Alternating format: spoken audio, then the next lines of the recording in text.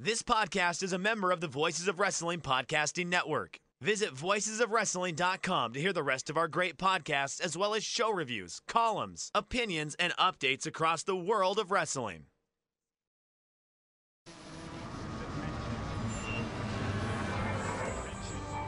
Do I have everybody's attention now?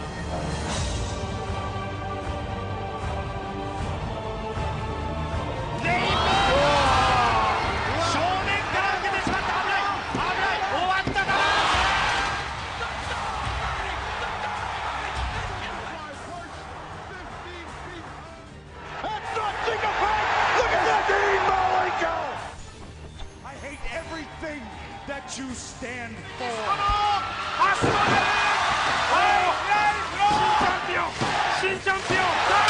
GTS connecting. Oh my God! You turned into the Rollers. Wearing diamond ring, wearing kiss stealing, woo, wheeling dealing, limousine right, jet flying, son of a gun. Becky, fishy.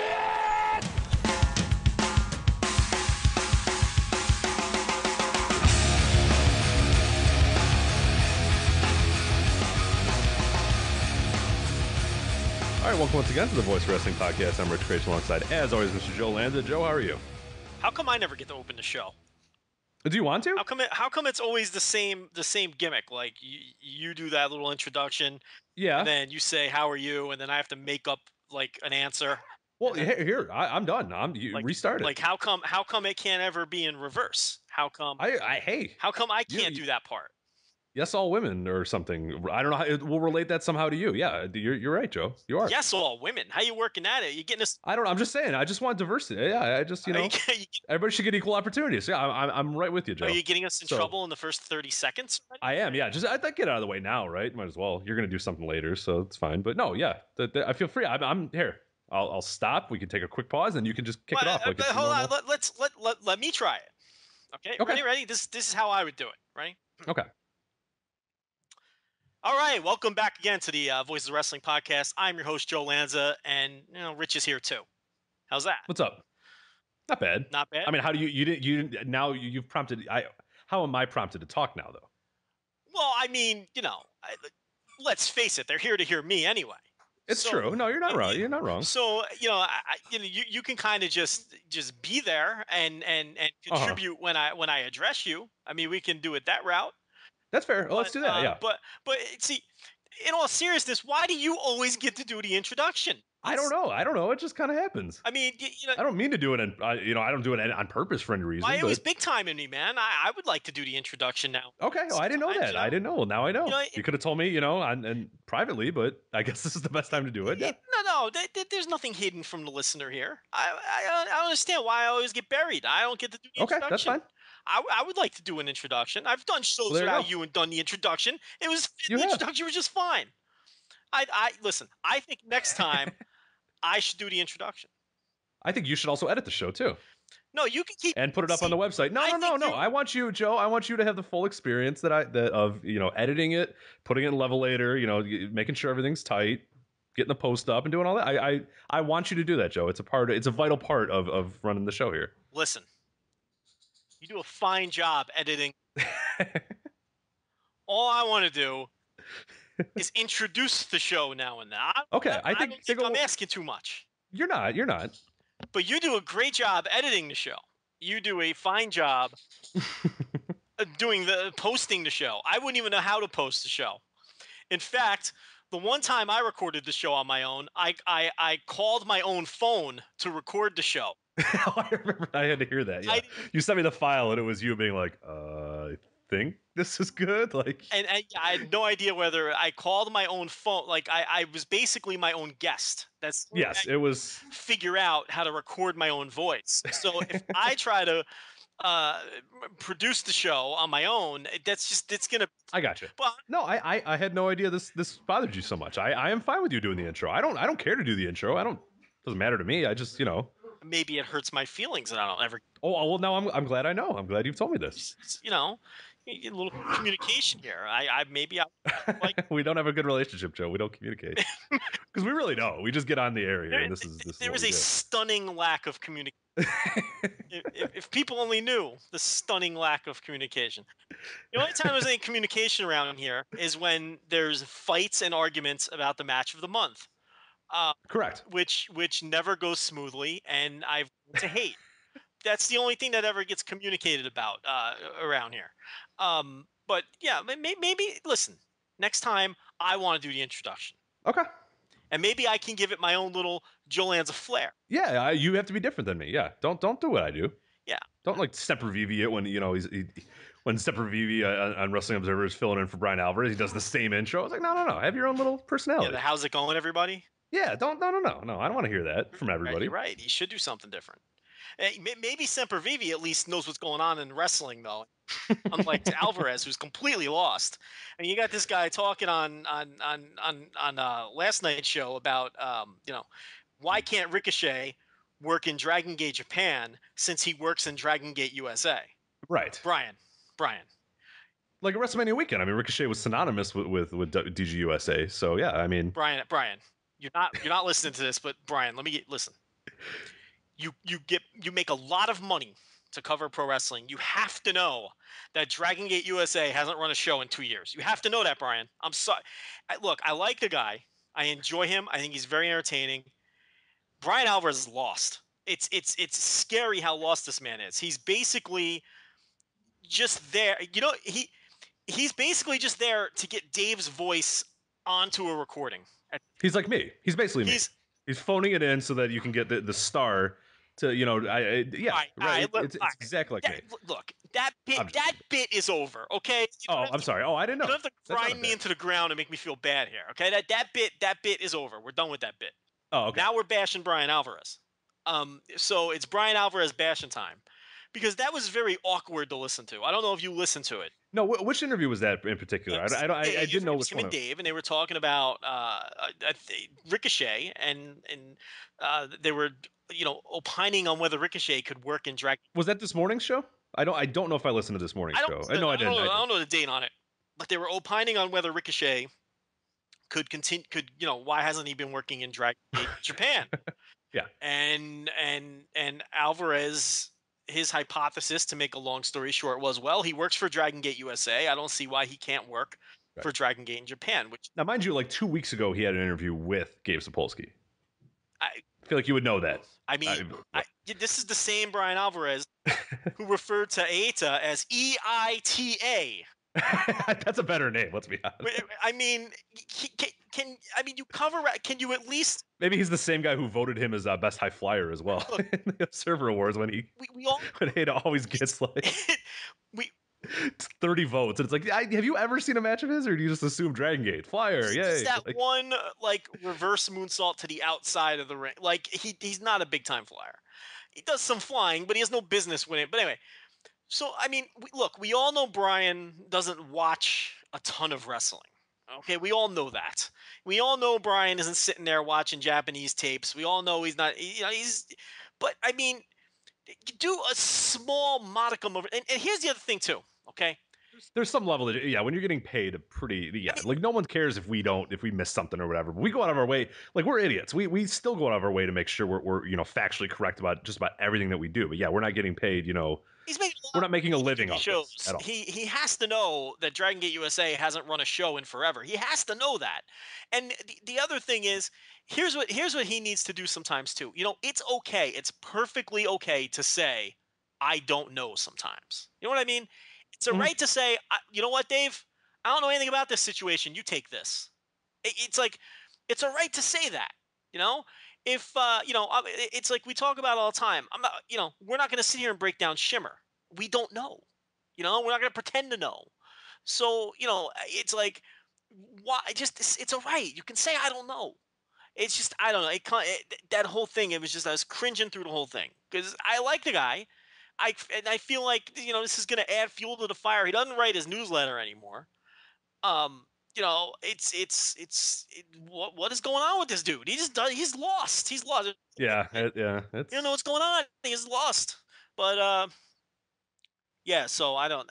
So I don't know how. Still covers WWE a lot. I mean, he misses a lot of the stuff, but that he's got pretty good at this point. I mean, I still does a pretty good job of it, but that's it. I mean, that he should really like. I think you said it best on Twitter. I mean, there's no problem with staying in your lane and just doing what you're good at and not even bothering to do the other stuff. Like go out of your way and maybe you can grab other people. I mean, there's more than enough people that would probably be willing to work for the site or do stuff for the site that would help it grow. That would be great at that. I'm not saying us or I'm not saying anybody in particular, but yeah, there's no reason to be. It's just it's been the product in general outside of the Observer and the radios have been tough listens late, like over the past like 6 or 7 months. I've been having a lot of trouble and I love them. I mean, they're still what I do wake up every morning and basically listen to, but yeah, they've been tough listens lately as they've really kind of gotten, I don't know the word. I mean, yeah, Dave's kind of hard to communicate sometimes. Him and Bryan are on different, it's been a weird dynamic lately, but I think that's why a lot of people prefer the shows with Mike because, Mike knows what's going on at least. I mean, him and Dave have good chemistry too. But I mean, if Bryan stopped doing audio, then really what would he do? Right. Then it's nothing. I mean, so he'd be doing After Dark, and that's it. So I don't know. I don't want to beat the guy up. I feel bad about it, but it's the truth. I mean, we pay for this audio, and it's he doesn't know what's going on. The guy's lost. But speaking of Ricochet and that company, I guess we can jump right into this before we do Invasion Attack. But it looks like AR Fox, yes, is finished at WWN Live in a Facebook post that read a lot like his commentary. It was very wasn't. Which, by the way, if you haven't listened, what show was that? Evolve? That was Evolve 40, correct? He did 2 shows, but the one over WrestleMania weekend I think was I don't know. It was one of the shows. I think it was 40. I'm almost positive it was 40, and he did the main event. And AR Fox commentary is it's something to behold. Bad it's good. Well, yeah, it was because at first it was like it was very cringy at first or whatever, and then it got like after 5 minutes you couldn't help but just kind of like laugh at it, and then it became awesome. Then it became the most entertaining thing in the entire. The best part, and I think I mentioned it on Twitter as well, and the part that I love the most is that he started doing play-by-play. Like he got on the booth, and like obviously you have Lenny Leonard there, who's spectacular and had a great weekend and was just really good. I think an underrated commentator that people don't give enough credit to. And then you have AR Fox who's jumping in and who should be, presumably the color guy who just chimes in whenever he wants. And then you have AR Fox going like, yeah, that's a headlock.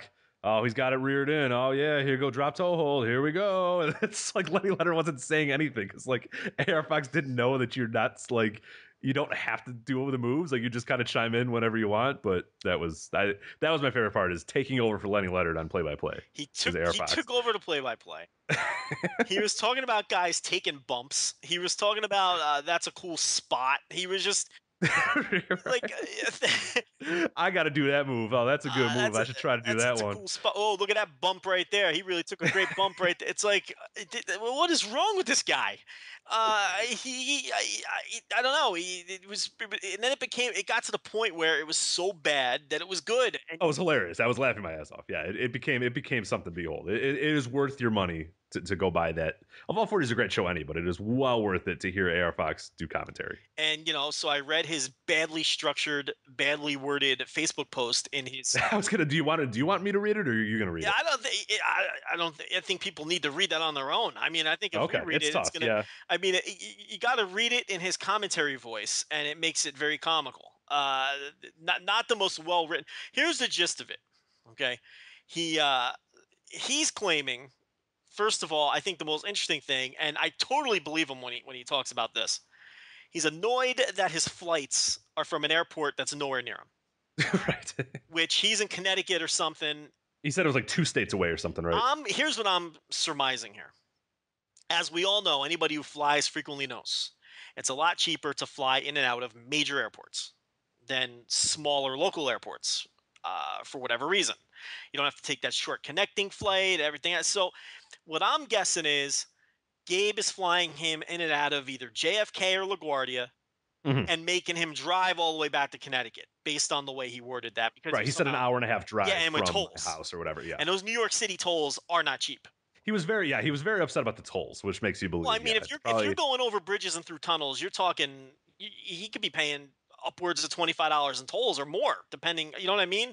Which airport we're talking and how far. And it's a lot of money. I mean, those toll, we're not talking throw 75 cents in a bucket kind of toll. We're talking very expensive tolls if you know, if what I'm surmising is correct. He says 4 tolls. He's going to hit 4 tolls is what he I says. believe Tolls 4 times. So yeah, I believe that him. would, yeah. He's you know, probably going over a bridge or going through a tunnel or both, and then he's hitting another toll when he crosses the state line. I totally believe him when he says that, and I'm sure that's very frustrating. And it's very, very frustrating for the person who has to pick him up and drop him off at the airport to be driving 90 minutes through these tolls. Look, that's 4 times you got to go through these tolls. You know, if you're dropping them off and picking them up, where what he's saying is, and he mentioned other promoters just fly him in and out of Connecticut, probably at some local airport in Hartford or Bridgeport or wherever he lives. I don't know where he lives, Stanford, whatever it is. You know, the other promoters are ponying up the extra, you know, 75 to $100 or whatever it costs to fly him, you know, direct flight to where the guy lives. I can totally see WWN Live flying him 90 minutes away to save $100. I can totally see that. I believe him when he says that. And in fact, Gabe didn't dispute that. That's not one of the things. He disputed other stuff, but yeah, the airplane or the airport was not a discussion in Gabe's retort at all. So yeah, he let that one slide. So that so you know, and then he claims he, you know, that well, basically what happened was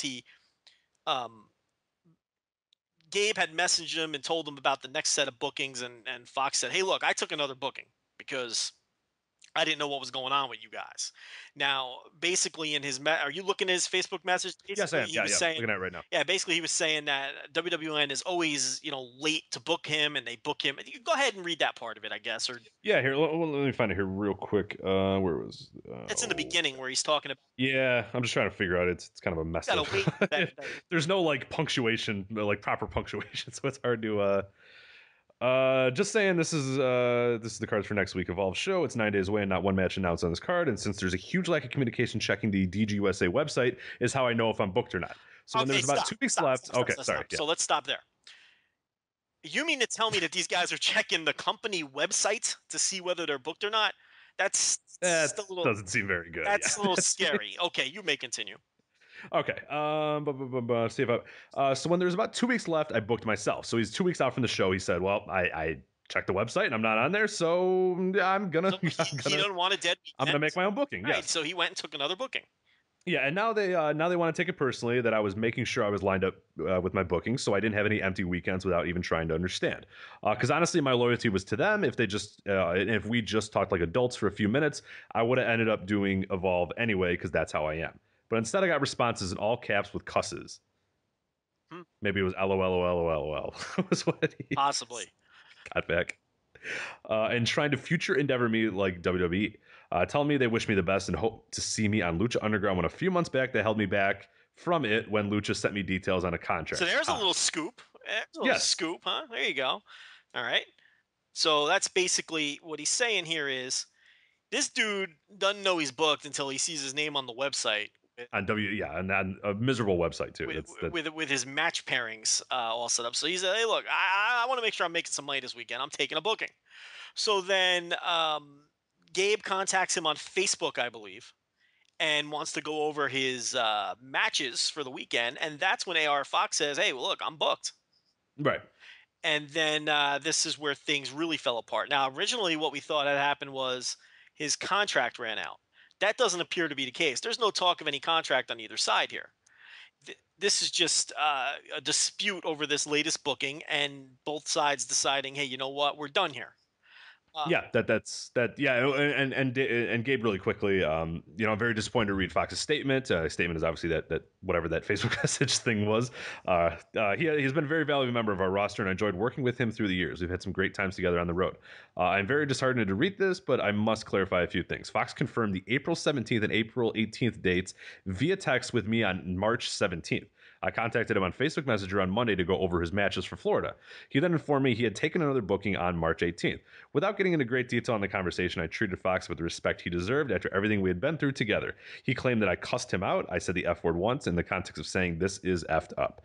Fox also claims I used all caps, implying I was yelling at him. The only word in capital is the word never in the context that we never canceled a booking on him. I'm very disappointed and sorry that a relationship has ended this way and wish Fox the greatest of success. Okay, here's my take. I believe AR Fox 100% on the flights. I believe every word of that, and I understand why that would be incredibly frustrating. I believe Gabe when he says that Fox confirmed the bookings a Yes. month ago. I believe I don't believe he would make that up. I think that AR Fox probably had a lot of frustration over the flights, a lot of frustration over not knowing who he was working with, maybe a lot of frustration over a lot of things, and used the fact that the matches weren't announced 9 days out as an excuse to go take the other bookings. Mhm. And so I kind of believe parts of it from both sides. I find Gabe's message that you just read very credible. Um, I just do. There's, I have nothing to base it on other than my gut. I believe everything he's saying. I agree. And You can sort of tell. You can kind of sniff out Gabe when he's kind of trying to dance around something or when he's being very truthful. And this, I absolutely, there's nothing in there that seems egregious or seems weird or seems. I mean, that does seem right on the money. I mean, Gabe has a way about him where when he's trying to when he's trying to play nice, but it's not because he's not good at doing that. He's not good at faking that he's being nice. I think we all kind of know that. We've all dealt terrible with it. people skills. We all. He's terrible. So when he's actually saying something real and it sounds real and it looks real, it's probably real because he's not good at faking it. And that's, to me, I feel like is fairly. There's nothing in here that I would dispute. I don't think. I think both sides are kind of at a wrong if you put it that way. Or you know what? Sometimes this just happens, and you know what? You got to go your separate ways. Sometimes people need a break. He's been with that company for a long time. There's obviously some frustration on his end, and I'm sure. Look, it's there's probably a lot of frustration over. You could see WWN doing things by the seat of their pants. That's not very hard to believe. But at the same time, if you confirm a booking via text message, then you probably shouldn't go out and get another booking, no matter how frustrated you are. But it looks like they're going to part ways, at least for a while. Look, this is obviously not the first time that Gabe has had issues with a talent, and eventually, we saw it with Loki refusing to do jobs in Ring of Honor, Right. and then he worked with him again at some point. We saw it with Davey Richards, where he bailed on Evolve at literally the last minute, and they reconciled and they worked together. Right. Just as a few weeks ago, Gabe was talking about how great a man David Richards was for stepping up and taking a booking. So yeah. Like we saw it with TJ Perkins. Yeah, I was going to say very recent. They had a very well publicized money disputes during the early days of Evolve that Perkins talked about on this show. And we see that eventually they reconciled, and now he's booking Perkins. These things happen. And, sometimes you just get tired of each other. So, and I don't think a change of scenery is the worst thing for AR Fox right now. I think clearly, as we've talked about last week, the style of wrestling in Evolve is changing. And, that era of those type of guys is being ushered out slowly in favor of the more, grappling based style. You can see based on the workers that they're booking. You can see based on the direction of a lot of the booking. The champion, obviously, Drew Galloway over Johnny Gargano is a very, telling, choice. Gargano being moved into a mid-card blood feud with Ethan Page and the rise of Thatcher and Gulak, and now booking TJ Perkins again, who's facing Thatcher on the next Evolve show. It's just, you see sort of a changing of the guard coming in terms of who they're booking, and the other mix had gone stale. I mean, it was the same group of guys for a long time. That other group of guys, your Garganos, your AR Foxes, your Ricochets, your Yuhan Nations, those guys date all the way back to when Dragon Gate USA was running regularly. I mean, that was the same crew back then. And, Dragon Gate USA hasn't had a show in forever. So yeah, we're talking like 2011.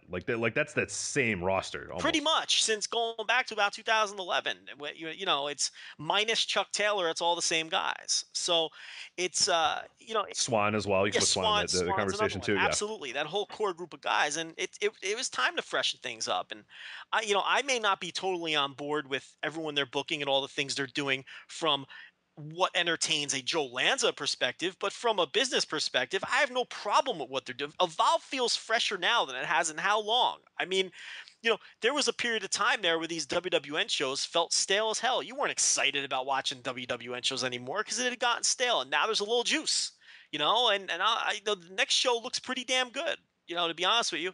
And the crazy thing about the next show, to show you how unprepared we are, because I don't have it in front of me, and I doubt you do either, because I'm firing it up right now. Evolve 41? yeah, Evolve 41. You look at the Evolve 41 show, you correct me if I'm wrong, but that show does not have AR Fox, obviously.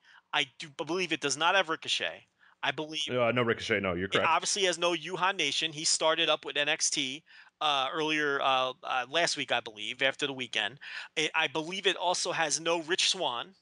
If I'm, Swan is Swann actually there. He's facing Ethan Page. okay, so so those three for sure. Is Gargano on the shows? Gargano is on there. He's against Davey Richards. Okay, who else is not? Here's the quick card right here, and then you can kind of come up with. I'm trying to think of who else. Real quick, I'll do the card. Main event: Roderick Strong, Timothy Thatcher. This is for an Evolve title shot in the future. The winner gets a title shot in the future. Gargano Richards, as we mentioned. Swan Ethan Page. Busick, T.J. Perkins. Ray, is it Horus? Yes. Okay, I just want to make sure. Versus Andrew Everett, I believe. Yep. No, he's actually versus Caleb Conley.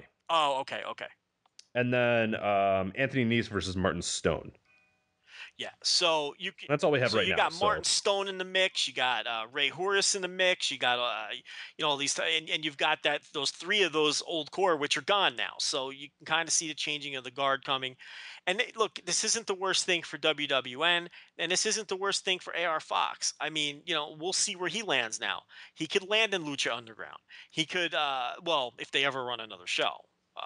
But correct, which we should talk about a little bit as well. Which people are far more confident than I am. I mean, I talked about it on Twitter a little bit, and I'm not confident. Like, I'm 50-50 whether they run another show, but we'll get to this is kind of funny. Here's the show that I went to. So you can kind of see the difference in the rosters. Let me see. This is 2010. You know what? Let me do 2011. I'll do Fearless 2011. This is not the show that I went to, but it gives you kind of an idea of what the roster was at that point. You can kind of see the difference. Opener was Shima versus Rich Swann. Obviously, Shima will probably not be making any Evolve bookings anytime soon, and Swann's still kind of there in some respects. AR Cannon, Alex Colon, Brody Lee, AR Fox, Tony Nese, and Scott Reed was in their next match. Brody Lee. Yes. Whatever happened to that guy? What's Chikara, and then I don't know what happened to him after, but he disappeared. Yes. The pre Jimmy Susumu versus Ricochet. Not a Jimmy yet. Mochizuki versus Sami Callihan.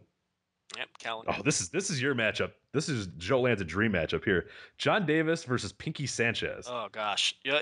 You probably love that. John Davis. I might have been the world's biggest John Davis fan.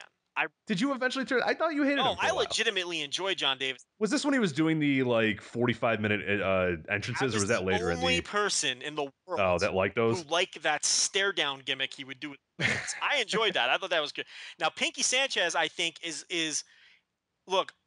He might be up there with Bugsy McGraw as your least favorite wrestlers of all time, top 10. I'm the master of hyperbole, but I say this meaning it 100%. Pinky Sanchez is legitimately one of the 10 worst professional wrestlers I've ever seen in my life. He's awful. But go ahead. Austin Aries, Johnny Gargano. Mm-hmm. And then Pac. Hope he's okay. Yoshino versus Yamato and Akira Tozawa. So you look at that. About 3 or 4 guys. There's Now give the rest of the Evolve 41 card here, because it's a good. The Evolve. Yeah, no, that was it. That was I gave you all those. That's all we have. So here's who's not on the show, just from this past weekend. No Galloway, no Ricochet, no Chris Hero, no AR Fox, and no PJ Black. Yeah. That's just from WrestleMania weekend. And look how good that show is anyway, even without those 5 big-time names. They've done a really good job of building a lot of these guys up. Now, now listen, could you imagine going back to that other show you read in 2011, whatever it was, and removing 5 of the biggest names? Right. What would you be I mean, Galloway, Ricochet, Hero, Fox, and Black. I mean, Black headlined 2 or 3 shows last weekend. Galloway's the champion. Ricochet has been a starter forever. Hero had, arguably the best match in a lot of people's opinions on the shows, and Fox headlined one of the show. Those guys are not on this show, and it's still a loaded show. Yeah. That goes to show the good job that they've done here. Yeah, it'd have been John Davis and like Tony Nese in the main event or somebody if we took like the 5 or 6 best dudes out of that, and especially with, without the Japanese talent and of course it's not apples to apples, it's DJ USA versus Evolve, but yeah, they've done a really good job, and I think that was one of the highlights of the weekend. I'm not sure if we quite put it together. Cody Rhodes actually responded to us on Twitter. That froze you in your tracks. What is this Cody Rhodes? Because he still follows us, by the way. Yeah. So what I did is little backstory for people who may not understand what the hell we're talking about, because we assume, Rich, that everyone listens to every show. Yeah. We shouldn't do that. We ripped Cody Rhodes. Mostly I did, but you chimed in.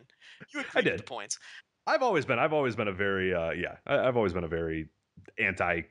Not anti, but I've just never seen the appeal. Everybody tells me he's great.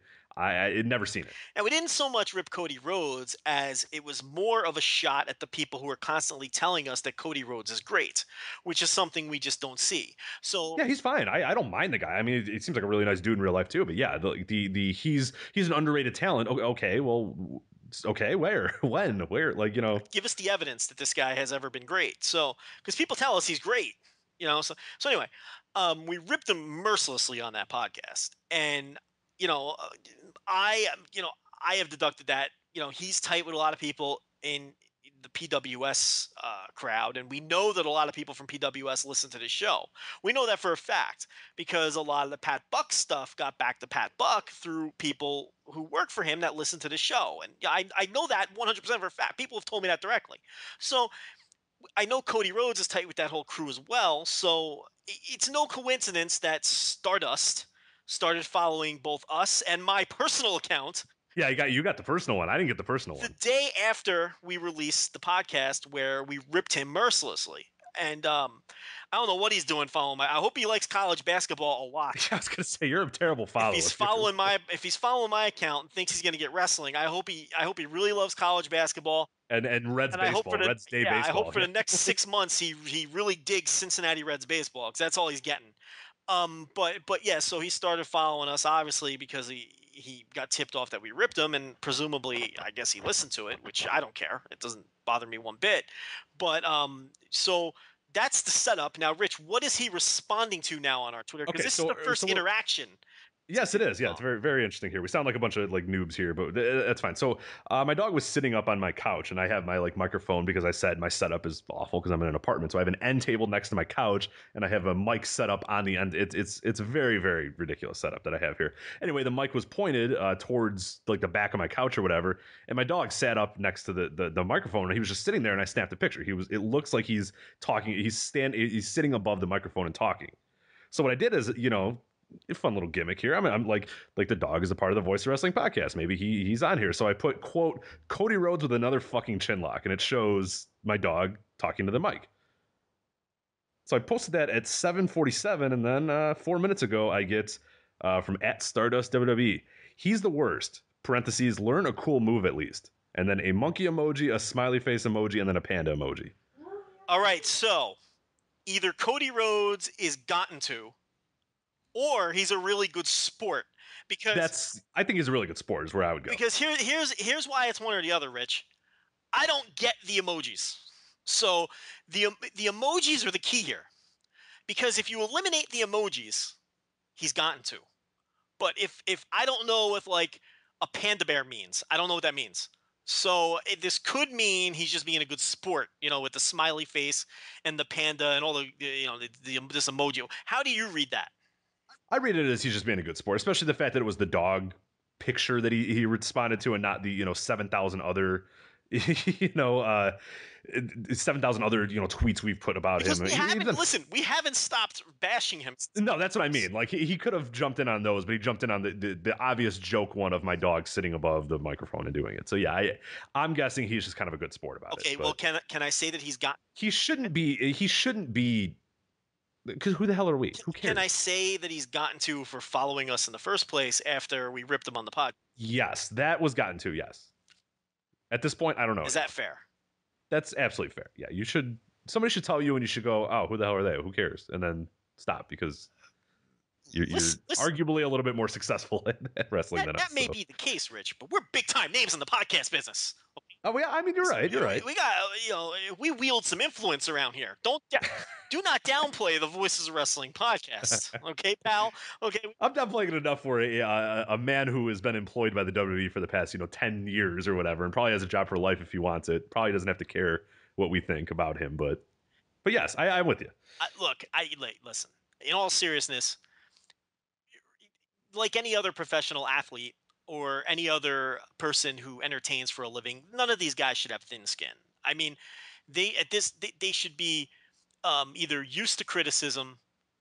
If they're not going to use it constructively, that's fine, but they should at least be used to it. Or if criticism does get to them, they should absolutely no sell it, because you never look good when you sell criticism, because it just makes you look angry and bitter. Here's a case study: Michael Elgin. There Exactly. you go. The end. Exactly. The end. There's the end of my case study. Is Michael Elgin's Twitter account. And the fact of the matter is, if we're going to have a Twitter account, we're going to do a podcast, and we're going to be critical of wrestling, you have to be critical of wrestlers, and you have to be critical of their matches. Yeah. The fact of the matter is, I think it's no secret that it's like there's certain wrestlers who follow us and interact with us all the time, but when their matches are bad, we say so, and we have to say so. I mean, a good example is Lance Hoyt. I mean, if any of our writers or either one of us don't put over one of his matches or whatever, he responds playfully, with a sad face. Right. I'm going to give you a killer bomb, or it's always playful and it's fun, because he gets it. He understands that we have to be critical, and if it stinks, it stinks. And we have to say it stinks. So there's always that, and there's plenty of other. Look, if you went to an AAW show and Matt Cage stunk the joint up, I am 100% confident you say that Matt Cage stunk the joint up. And sometimes I'll text him afterwards and tell him. Right, or yeah, and then tell him to his face. But the point is, and I'm 100% confident that he wouldn't mind. No, he would say, yeah, you're right. And if he felt that he stunk the joint up, he'd agree with you. Right. So, it's and look, and if he didn't, and he was annoyed by the fact that you were burying him, to me, that's a bad example because you know him personally, because he could always go to you personally. But if you didn't, then you absolutely should no sell that. You shouldn't get into it with a critic. You just shouldn't. It's a no-win situation. So, I don't know. Yeah, he's probably being a good sport, this Cody Rhodes. So I think so. I mean, we've had, like you said, or like I said, we've probably had hundreds, and not hundreds, but we've had dozens of anti, not anti Cody Rhodes, but negative Cody Rhodes tweets really, since he's followed us, and he hasn't responded to any of them. The thing is, like I said before, it's more anti these people who tell. Yeah, right, and I think he probably understands that too. I mean, it's like that's really and by proxy, you have to rip him too, because it's impossible to say you're wrong for thinking this guy's great without then saying why he isn't great, and then. And then, in effect, you're then criticizing him. So, but we didn't go after Cody Rhodes because of some kind of vendetta or some kind of it was because of his fans telling us how great he supposedly was. That was where that all came from. Exactly. So there is a subtle difference there. But you can't tell me Cody Rhodes or anybody else is great and then not bring me a resume if I challenge it. I mean, that's what discussion is. And yeah, and we did it. It's actually kind of fitting. And I don't know if you want to go into this tangent too, but with the AJ Lee situation, a lot of people were throwing out, when she retired or whatever, and everyone's saying, oh, what a legend, or great wrestler or whatever. And I said, I asked people, I said, what's your favorite AJ Lee match? Because that's what we do. I mean, it wasn't any sort of sexism or anything like that. I was just curious. Okay, then what is your favorite AJ Lee match? If she's a legend, if she's this great figure in the history of women's wrestling in WWE, what's your favorite match? And pretty much 95% of people gave me one match. It was her versus Caitlyn at Payback, and that was it. That's all I heard from people. And then there was a natty one at Main Event, but that was it. There was those two, and that's all I heard from anybody. And to me, that's kind of telling. It's like, okay, well, now we have to kind of reel that in then maybe a little, right? Listen, a couple days later, I got so sick and tired of hearing about. Everyone kept tweeting that she's a legend. That word, it really bothered me attaching that word to AJ Lee. AJ Lee is not a legend by any stretch. I mean, unless I just have some super conservative view of the word. When I think of legends, okay, in the context of that company, I think of Bruno Sammartino. I think of Hulk Hogan. I think of John Cena. I think of The Rock. I think of Stone Cold Steve Austin. I do not think of AJ Lee. Well, let's from this context, let's think of maybe with her as far as a women's wrestler Moolah. in that company. Right, and that's what I would say. I would even go a Trish Stratus is absolutely a legend in the women's ranks of WWE. AJ Lee's not anywhere near there. Put qualifiers though. I don't believe in that shit. No, but I'm just saying, if people wanted to say that, oh, I mean legend in her context, in this or whatever. Okay, so I still don't know if I would do that. You want to put the qualifier on it and say, okay, among the women in the company, right? You're right. I still don't consider her a legend. I would consider Moolah. I would Elizabeth. I don't consider AJ Lee a legend. She was there for 10 minutes. She was there from since 2011. 2011, and the lead up to, I mean, when you really look at what she did, I went back and reread her Wikipedia, because sometimes I have, like you said, we can remember stuff from 1989 perfect, and I cannot tell you what happened in 2012 with AJ Lee or whatever. And I was remembering, and I'm like, yeah, that career was not real. Like, you remember how she got built up, right? Yeah, well, her best stuff is not bell to bell. Her best stuff was performance wise, right? Promos. Relationships with Daniel Bryan, when she was doing stuff like that. A lot of it was being a girlfriend on TV. Yeah, you're bouncing around from Dolph and Bryan and being Kane, and being crazy. CM Punk, and her gimmick was and tilting her head. Yeah, she was nuts.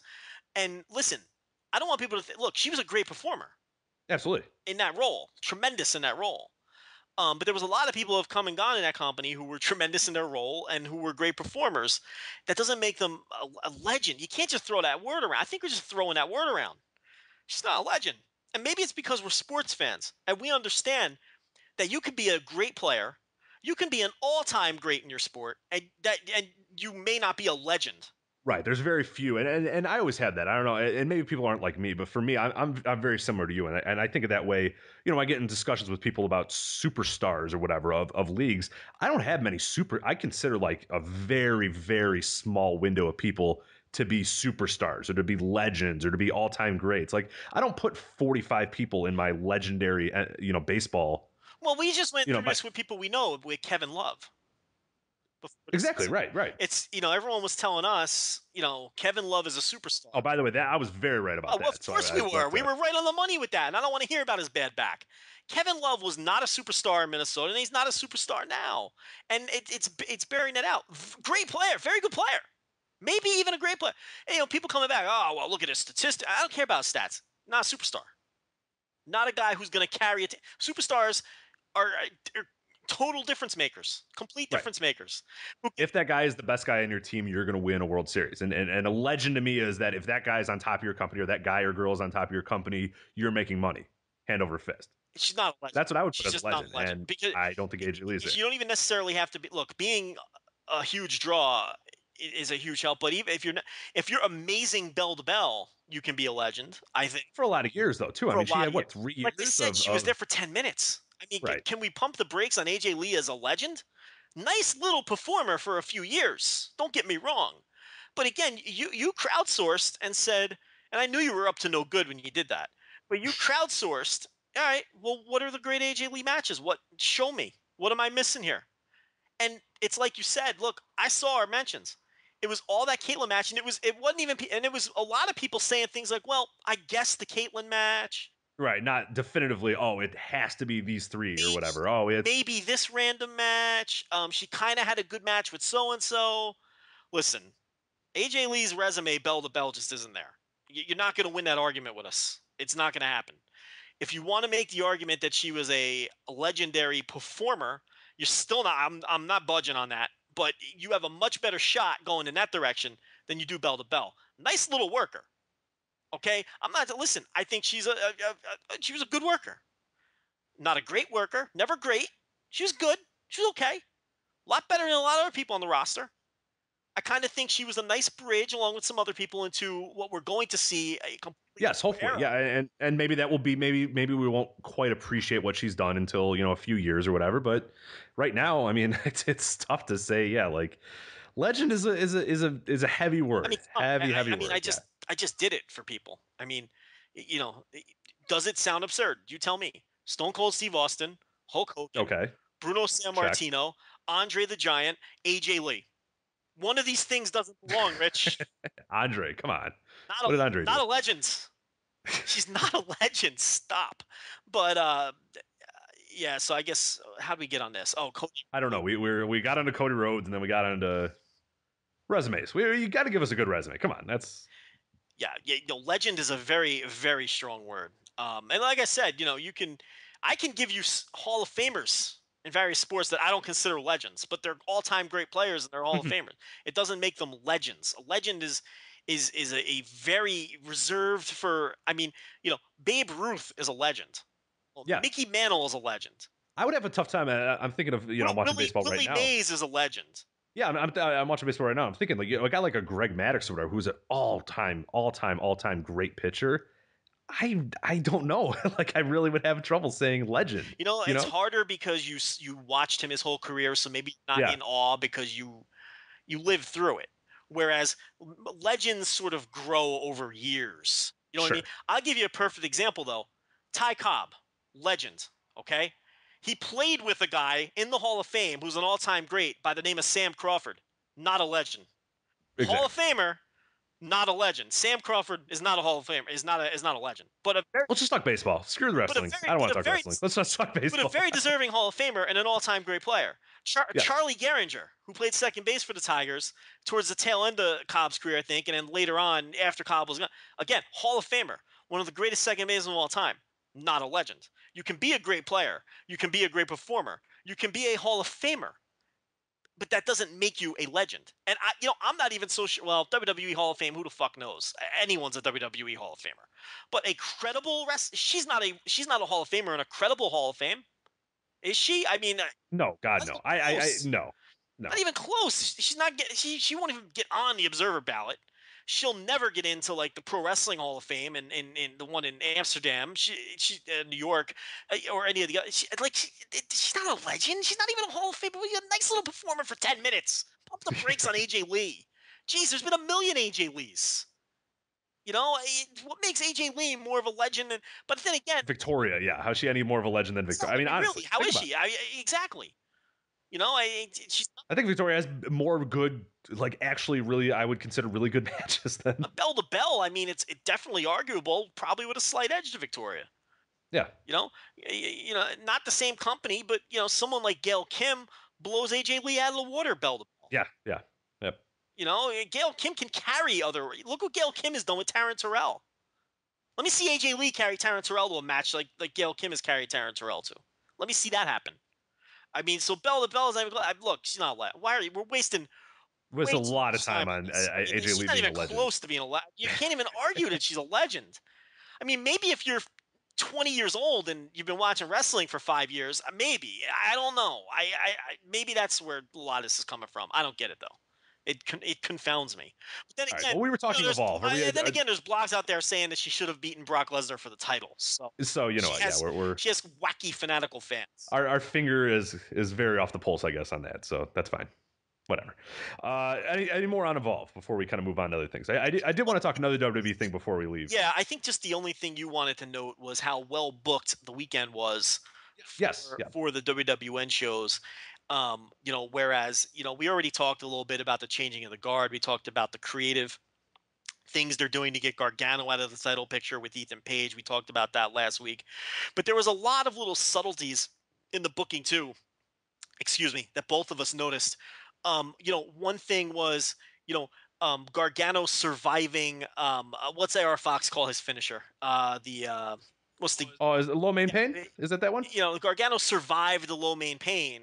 Is that if people are first listeners, we don't know what move it's actually called. We're awful with that, but it is the low main pain. And then he survived that move to go on to beat him, which made him look very strong going into the rest of his matches that weekend, which was a nice little touch. And there was a lot of subtle things like that going on.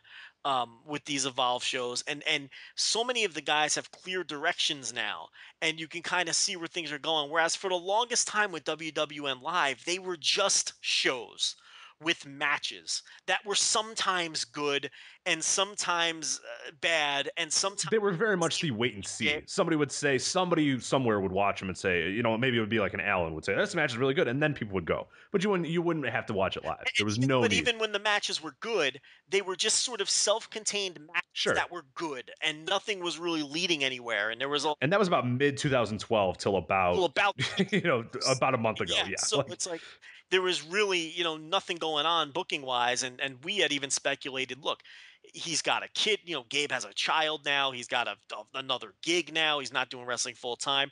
He's probably in a much better place as a person, and just doesn't give enough of a shit about booking wrestling. You know what I mean? And you really can't blame the guy. These bookers, he's been booking wrestling solid since 2002. You get burnt out, and he found other things to put his energy towards: his kid, his job. It seemed like he's in a better place. But now it seems like that focus is back, and maybe since he's working with a new crew of people, and he sees that new direction coming, that maybe he's reinvigorated and excited again about booking the product. And I think it really showed this weekend, because I think everything from show to show to show over that weekend was booked tremendously, and one thing led into the other very nicely.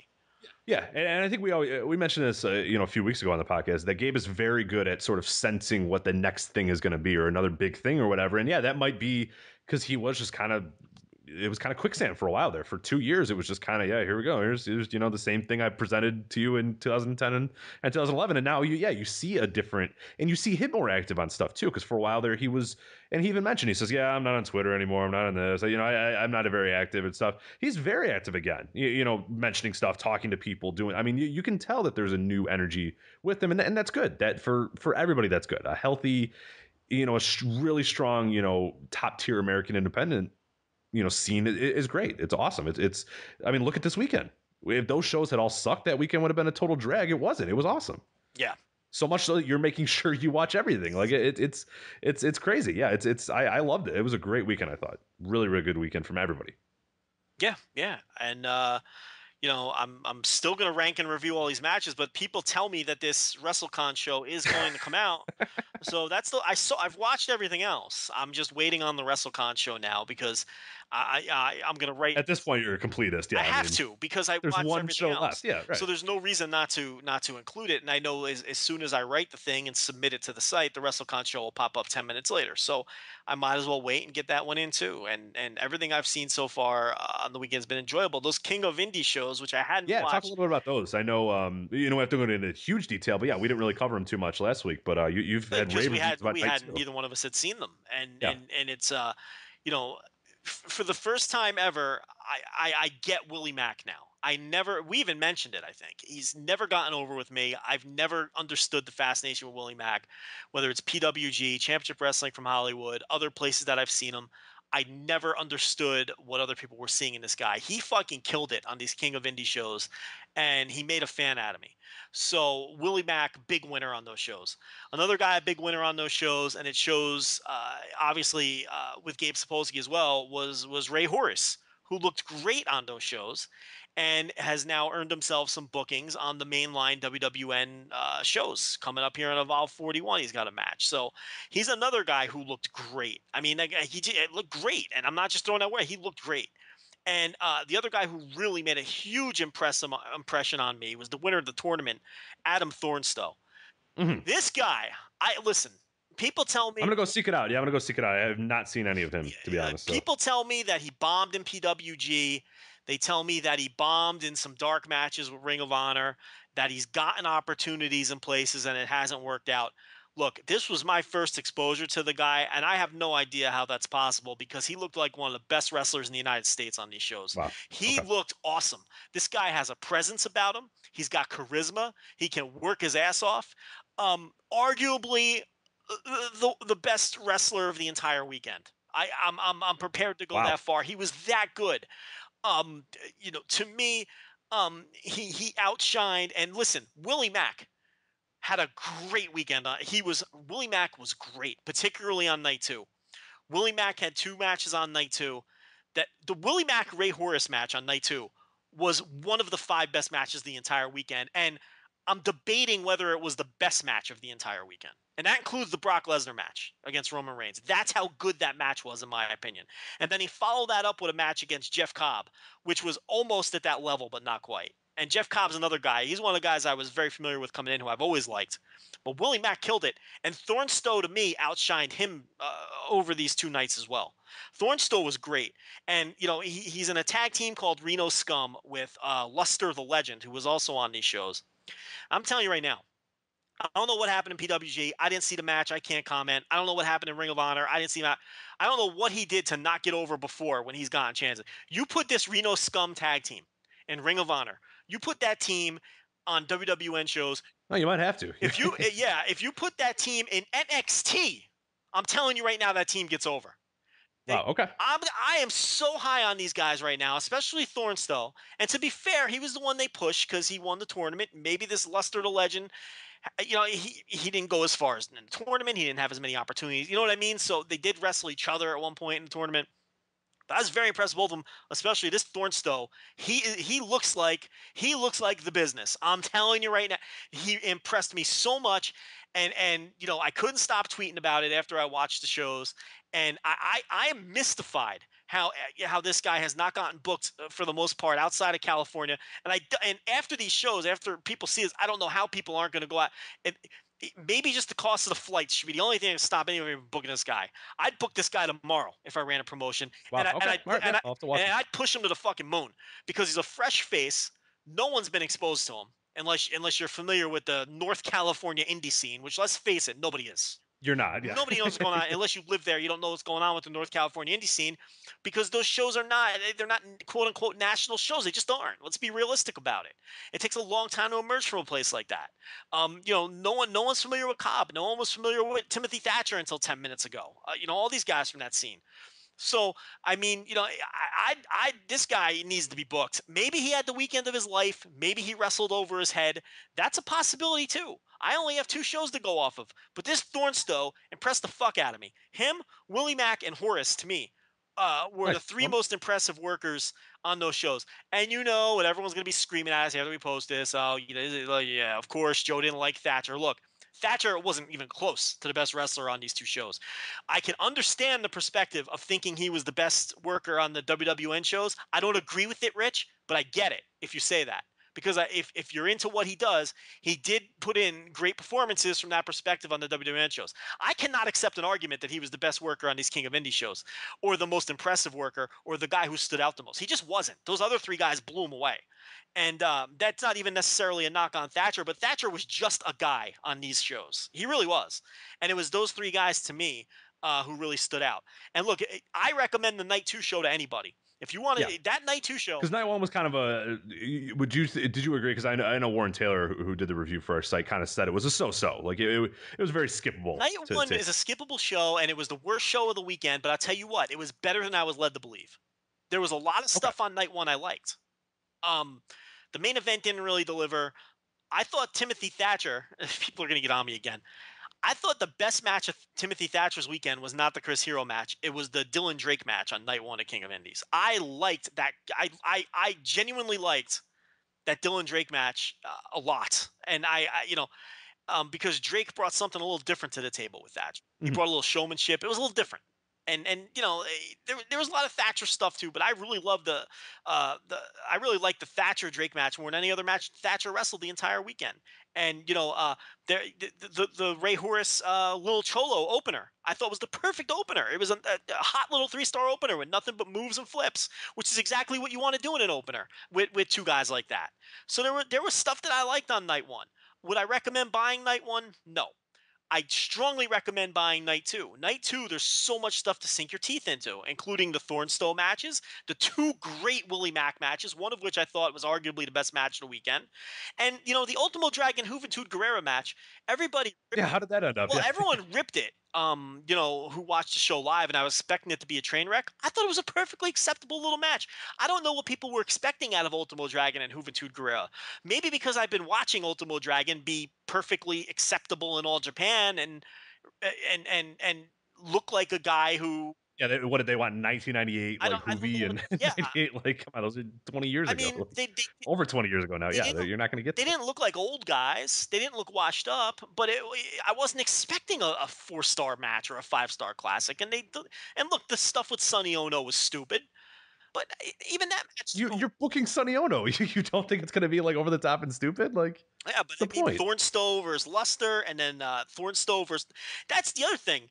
I'm selling Willie Mack short here. He had 3 great matches on that show. He had the Ray Horace match, he had the Jeff Cobb match, and then he had the final against Thornstowe, which was an excellent match. I mean, Willie Mack fucking killed it on. There you go. And last week you said you didn't get And Willie I Mack, and didn't now listen. And that it's changed. See? see, people say that I'm stubborn and I dig my heels in and I don't turn the corner on people, and it's complete bullshit. That's total bullshit. I've turned the corner on plenty of people. You know who else I've turned the corner on, Rich?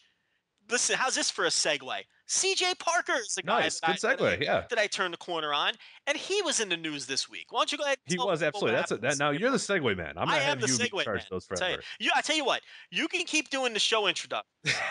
As long as you do But the let me segue. handle the segues because you're See, the problem with that is though you'll never stop. You'll never move to a different topic. Like you talked about Thornstowe for like 45 minutes. So listen. That was a solid 7 or 8 minutes. I agree. No, I know. I can be wordy, and I'm not often described as pithy. But listen, I did a nice King of Indies deal there, and I got It it in was. there No, in that was about good. 7 No, 8 minutes. So that you can't rip me tonight, not for that. I will not. No, and now I'm prolonging it by mentioning it. So here, yeah, CJ Parker. Obviously, if you probably saw the news, but he decided to leave NXT WWE. And then he had a quick. There were some quotes that I wanted to talk about in the Observers. Parker, he was on the Inside the Ropes radio show. I'm not familiar with that particular radio show, but it sounds like a wrestling podcast because it's got a clever name to it. So it's got to be Chair Shots Radio or something like that. So anyway, he was on there. And I thought this was kind of interesting, and I was kind of curious on your thoughts, and I sort of alluded to this a bit on Twitter earlier, and I'm kind of curious what other people think as well. Here's the quotes here real quick. It wasn't an overnight decision. I began to feel that I needed to get away from NXT for a while and broaden my horizons and earn my stripes. Get some experience all over the world over the past couple years. I've seen guys come in who are great friends of mine that have made names for themselves all over the world, and then they come to NXT, and you name it, the rest is history. They take off. They do great things. I want to say a lot of it. I want to say a lot of it is prior to the experience in NXT, and I want to go through that. I want to live out of a suitcase for a while. I want to wrestle in front of different types of crowds, and I want to try to get over all over the world. Start from the ground up. I finally said, I'm 25, and if I'm going to do it, I got to do it now. Very interesting there. So I'm there's a few little nuggets in there that I thought were. And if you follow, our friend Rovert on Twitter, he's been kind of leading this charge or really shouting about it for a while. And it's starting to become clear too, with Triple H mentioning that NXT is, a new brand, and here's these big shows we're going to do, and the rumor of doing monthly, specials that now, that's gone back, and we're back doing, quarterly specials, and we're touring all across the country, and we're doing all this sort of stuff. Developmental my ass was his right at the heart of it. Yeah, at the heart of it, NXT is meant to be a developmental territory, and I thought this in particular was interesting because we've mentioned it as well too. NXT TV has gotten great in the past year, and none of that is a result of the Performance Center. None of that is a result of the NXT development system. It's a result of hiring Prince Devitt, Kenta, Kevin Steen, El Generico, Pac. Like you look at the top of that roster, and every one of those guys that are really good in NXT that we all enjoy watching were really good before they came to NXT. You can make the argument that, now they're better at this. They're more refined for the WWE style, whatever. Those guys were great beforehand. El Generico was the best babyface in the world for years. Kenta was a goddamn superstar. 2005?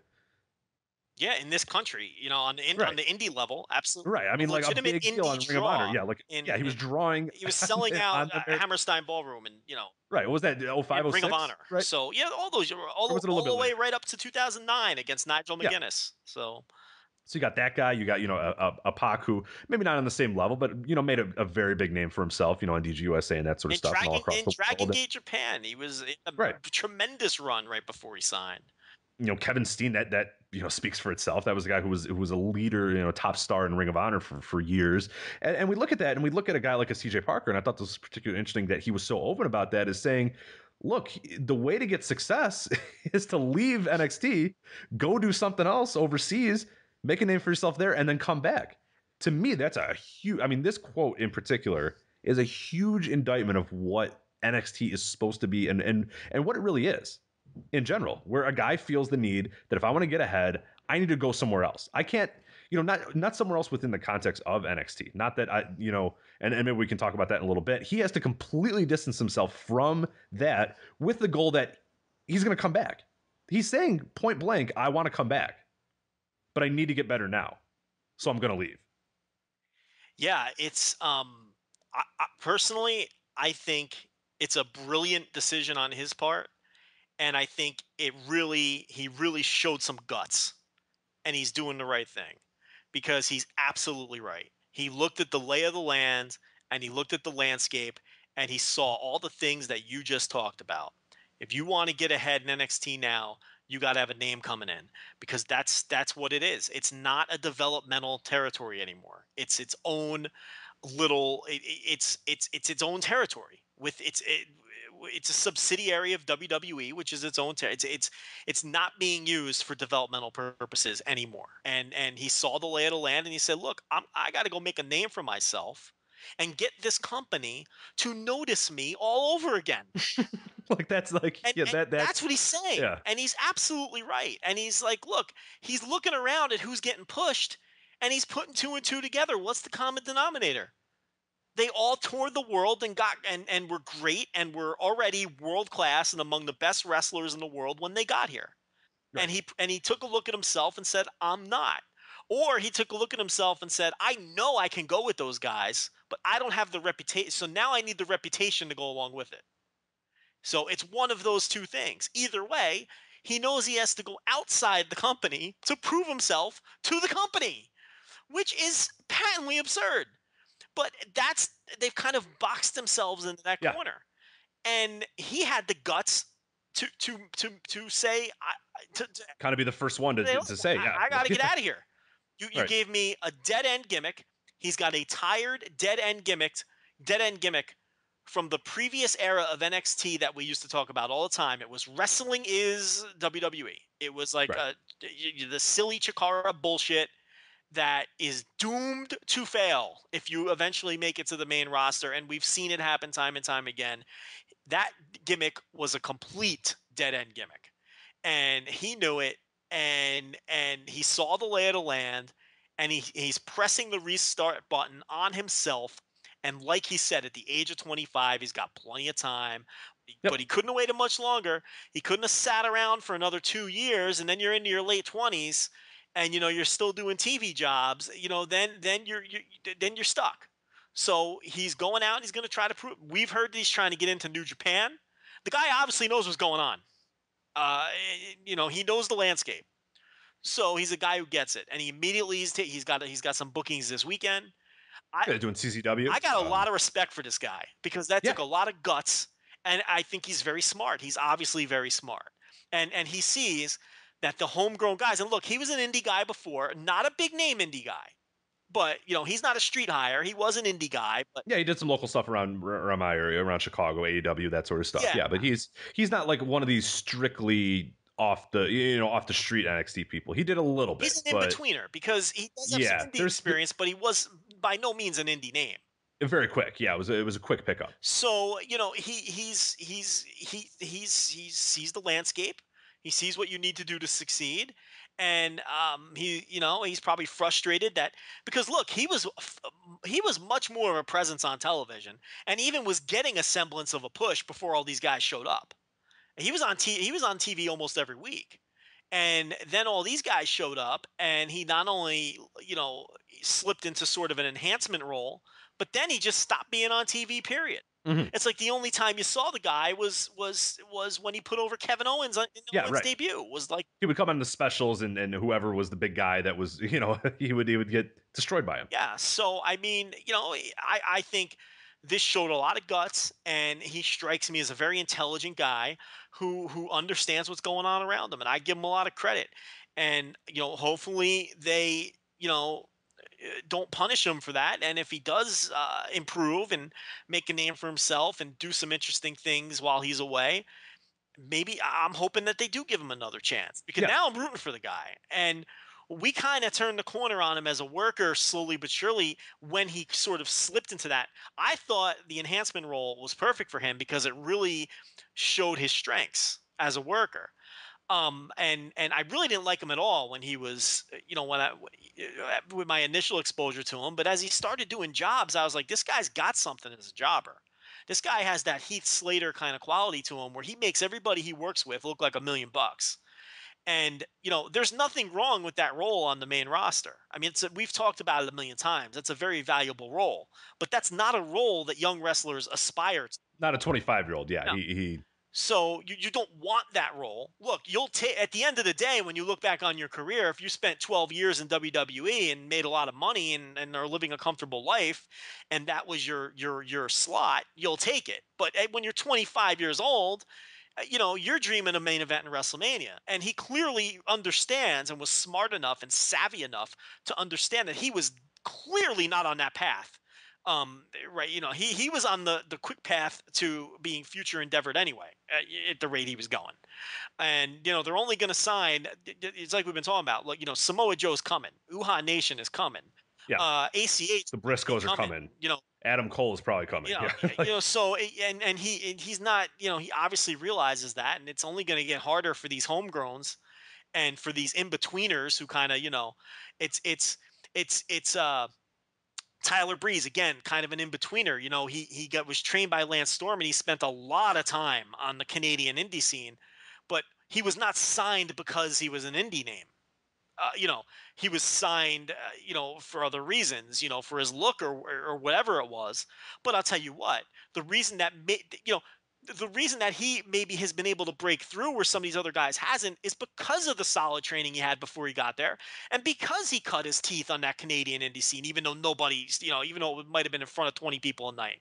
He was working shows, for 2 or 3, 4 years or whatever it was before he got there. So, that's the kind of guy who even has you might have a prayer of breaking through.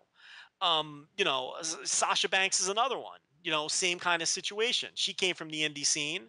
To my knowledge, she was not one of these big name shimmer wrestlers or anything like that. But she had that experience working indie shows for a couple of years, and she legitimately loves wrestling. So she was able to buck the odds and break through. These people signed off the street who know nothing about the wrestling business and are brought in because they're great athletes or whatever. It's going to be nearly impossible for them to break through in this current climate because they're starting from ground zero. They don't have 3 or 4 years of indie experience to work off of. They don't understand the business because they weren't fans and they don't love it. I don't know if Tyler Breeze, but to me, if he went to Lance Storm school, chances are he was a wrestling fan. How else would he? You know what I mean? It's a weird school to go to if you were just kind of I don't know if I would go to Lance Storm's school if I was just a nobody. It's going to be so hard for these street people through, and that circles all the way back to your point and Rovert's point.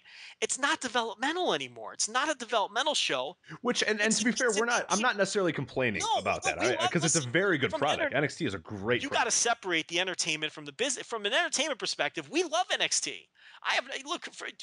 When I plop my ass down on Wednesday nights to watch NXT, and when I sit down to watch those specials, I'm glad that they go to route there from an entertainment perspective. But from a business perspective, from how they're all this money they spent on the performance center, they're not getting any results because what they've built is an indie all-star show. And this has sort of become a Triple H vanity project. I mean, let's call it what it is. This is Triple H patting himself on the back, saying that he could put together and book a better product than his father-in-law. I mean, that's really what it's become. And he is proving that point. He's succeeding. He is booking and producing a better product than his father-in-law by far. But I mean, at what cost? You're stunting the growth and development of the people on the roster, of the people who need it on the roster. These guys in NXT, we all know they don't need to be there. They never need to be. They needed to be there for a month to learn how to not look at a camera and which turnbuckle to stand on. Right, and Finn Balor had to learn how to react to his entrance music when the music hits at certain points. The end. Okay, you're done. Yeah, good. I mean, Sami Zayn hadn't need to be there for a year. I mean, he could have been gone a year ago. Finn Balor could have been up by now. It's pretty obvious Kevin Owens could be up by now. All these guys, you don't need to be there. But they're keeping him there because now it's Triple H's vanity project. And from that perspective, look, I know it's only been we may not have seen the fruit We may not have seen the results anyway if it was structured differently because it's still, 2 years old or whatever it is. But let's face it, the Performance Center at this point has been a bust. It has not produced. It hasn't even put people on the roster, let alone produced future superstars, future drawing cards. Forget that. They can't even get anybody. Forget the main roster. The Performance Center can't get anybody on NXT TV. Your best guy is Baron Corbin right now, is your representative of the And successes if he of the wasn't Performance Center. 6'8", he wouldn't be on TV either. Yeah, and the crowd hates him, and he has no reaction to the and he crowd stinks. whatsoever. Baron Corbin stinks. He's on TV because he's 6'8". He has no presence. He has no charisma. And if he could work, he wouldn't be in 30-second matches every night. Don't fool yourself. Do not fool yourself. If he could work, he wouldn't be working 30-second matches. Okay? Even Bull Dempsey. Bull Dempsey's another one. You can't. That guy was an indie worker forever in the Northeast. In from my neck of the woods, New Jersey, New York. Smith James, he was awful. Okay? He might be the best thing the Performance Center's ever done because I thought he'd fail and never get on TV, and he's actually pretty decent. Well, we could argue about that. I think he's pretty decent. You still think he stinks. He's okay. But I mean, it's like he's another guy, though. Again, he worked the indies forever. He didn't come in with the superstar pedigree, but, it's hard to chalk him up to the Performance Center either. When, it's who have they, Yeah, you look at the other two graduates. You look at the Lucha Dragons or whatever. Kalisto was another one. And Kalisto, who was great. I saw Kalisto in 2010, and if you remember, we were just kind of starting this website. I think one of our first podcasts was I had just gotten back from a DGUSA show. I said that guy, if they signed him, would be the next. That guy could sell so many masks and be a big star. Absolutely. In WWE, because he's got the charisma, he's got the look, and he's got a sweet mask. He's ready to go. As soon as we saw him, we said that guy's destined for WWE. It did not take a savvy talent evaluator with a crystal ball to sign that guy. Give me a fucking break. Everybody knew he was great, and his partner has been a well-traveled, I was gonna say, I don't solid think veteran wrestler for 15 years. I don't think 32-year-old Hunico counts as he's probably older. Yeah, 34. Mid to late 30s. He's like 37 or 38 years old. The guy's been a solid wrestler forever. Everywhere he's been a solid professional. So it's like, it's where are the success stories and it's been 2 years. We should at least be at the point where we're seeing people start to emerge, and the only one we're seeing is Charlotte. Who else is there besides Charlotte who you can say you can definitively credit that Performance Center for? Who else is there? Yeah, you got Charlotte. Enzo Amore probably doesn't count. I mean, as a you should as a personality, and I mean, it's as a who, and the fact of the matter is, these people who can't, they're not going to get better because they can't get booked. Because it's not that they're not working on TV; they're not working the house shows either. Right, the live events are essentially NXT special trainees, like WWE house shows are. Like, let's get ready for the upcoming pay-per-view, so let's run through our specials. Yeah, let's run through our pay-per-view match. They worked out their 4-way match on the house show loop. Right. They didn't put Sasha Banks in there with someone who hasn't debuted on TV yet, and why didn't they? They could have done that on the whole loop to give that person a little bit of experience working with someone who's good. Stick someone in there with Sami Zayn who hasn't gotten the TV yet, and let them work with Sami Zayn all over the house. Who cares? No one's going to see it. I mean, do something. There's no developmental going on in developmental, and it's good for us as viewers. It's bad for what they're trying to accomplish down there. And look, if they wanted to piss their money away and build that Performance Center so that they can sign people who were already awesome and who were already among the best in the world. So you can make Kevin Steen do 100 burpees before you decide to sign him, then okay. Yeah, exactly. Yeah. If you want to get off on making these guys, if you want to try to mentally break people and you get off on that, but they were already great. I mean, you're not making anybody great there. It's kind of silly in my opinion. They've kind of gone overboard with it. So CJ Parker, I mean, I applaud him, and I'm rooting for him now, and I'll support what he does, and I'll check him out, and and I think he showed a lot of guts, and I think a lot of people down there need to take a hard look at themselves and say, is this maybe the route I need to try too? Because I'm going nowhere fast here. It's a lot of these people have to feel like they're in quicksand. what sort of solution? Because I think that would be the next step, and I'm actually planning on writing an article here in the next few days about it. I mean, what would you do as a solution to sort of help this? I mean, do you almost need another company now to run? I don't. It's hard to say. I mean, do you need a developmental brand now for It's NXT? Do you need crazy. to It's have a like different people thing? have joked about it, but you need developmental for developmental now. Yeah. I really think you do. I think NXT, the ship is you can't go back. You can't put the toothpaste back in the tube. No, you can't. Now we can't go back to squash matches with two Scott Dawson versus Angelo Dawkins nobody's gonna stand that They've anymore. gone People are down gonna this laugh at path, and they're going to try to fill 1,000-seat buildings. You can't go backwards now. So they've kind of boxed themselves into a corner. I think another idea that has been kicked around is they really if NXT is going to be a touring brand, that's fine, and you can tour with your indie superstars, and Triple H can get off on his vanity project, and that's all well and good, and we could all enjoy it, and we could all love it. But what they need to do is keep doing those local shows in Florida, but let the damn people who need the work them. Right. If you're going to keep working the 150 seat, high school gyms, at least use those shows for the people who need the work experience in front of crowds. And that's something that they realistically could implement, and something that they can realistically do. And why can't Robbie Brookside or William Regal get in there and work with these guys on these shows? Why can't they have matches with people like Norman that? Smiley get in there and stretch a guy. Why isn't Sarah Del Rey having matches with these people on these little shows that no one's gonna see? That's how you make people better. Get in the ring with Sarah Del Rey. Can't get in there and work a 9-minute match with Dana Brooke. What harm would that do on a show in front of 75 people in some Gulf city in Florida? Who cares? Get in there and do it. Get Norman Smiley in there. Whoever else is hanging around. They got plenty of experienced people who can teach you. That's something they can realistically implement, and that they should implement. Unrealistically, they should take a hard look at the decision CJ Parker made and maybe consider excursions. But they're never going to do that, because the company mindset That's not them. is no one else exists. And our way is the only way that works. And we're not going to put our people into anybody else's hands, because everybody else is so far beneath us. But it's funny given how the roster is booked. The NXT roster is booked, where thank God you guys are all good because you've gone other places. Thank you. Now here you go. And you don't think these foreign companies would jump at the chance to have a working agreement with WWE? Oh my God, yeah. You don't think they can approach any company in Japan, and we'll just use New Japan as the example, but it doesn't even have to be New Japan. And you say, look, we're going to send you Baron Corbin for 6 months. No one would make Baron Corbin the biggest star in their freaking company. Develop the guy for us. All Japan would be licking their chops to get Baron Corbin. Whatever the case may be, any of these companies. And then you send back, Komatsu and Tanaka to work for us for 6 months, and we can show them, and they can do we can maybe show them a little, what we do well. Show them how to exude some personality.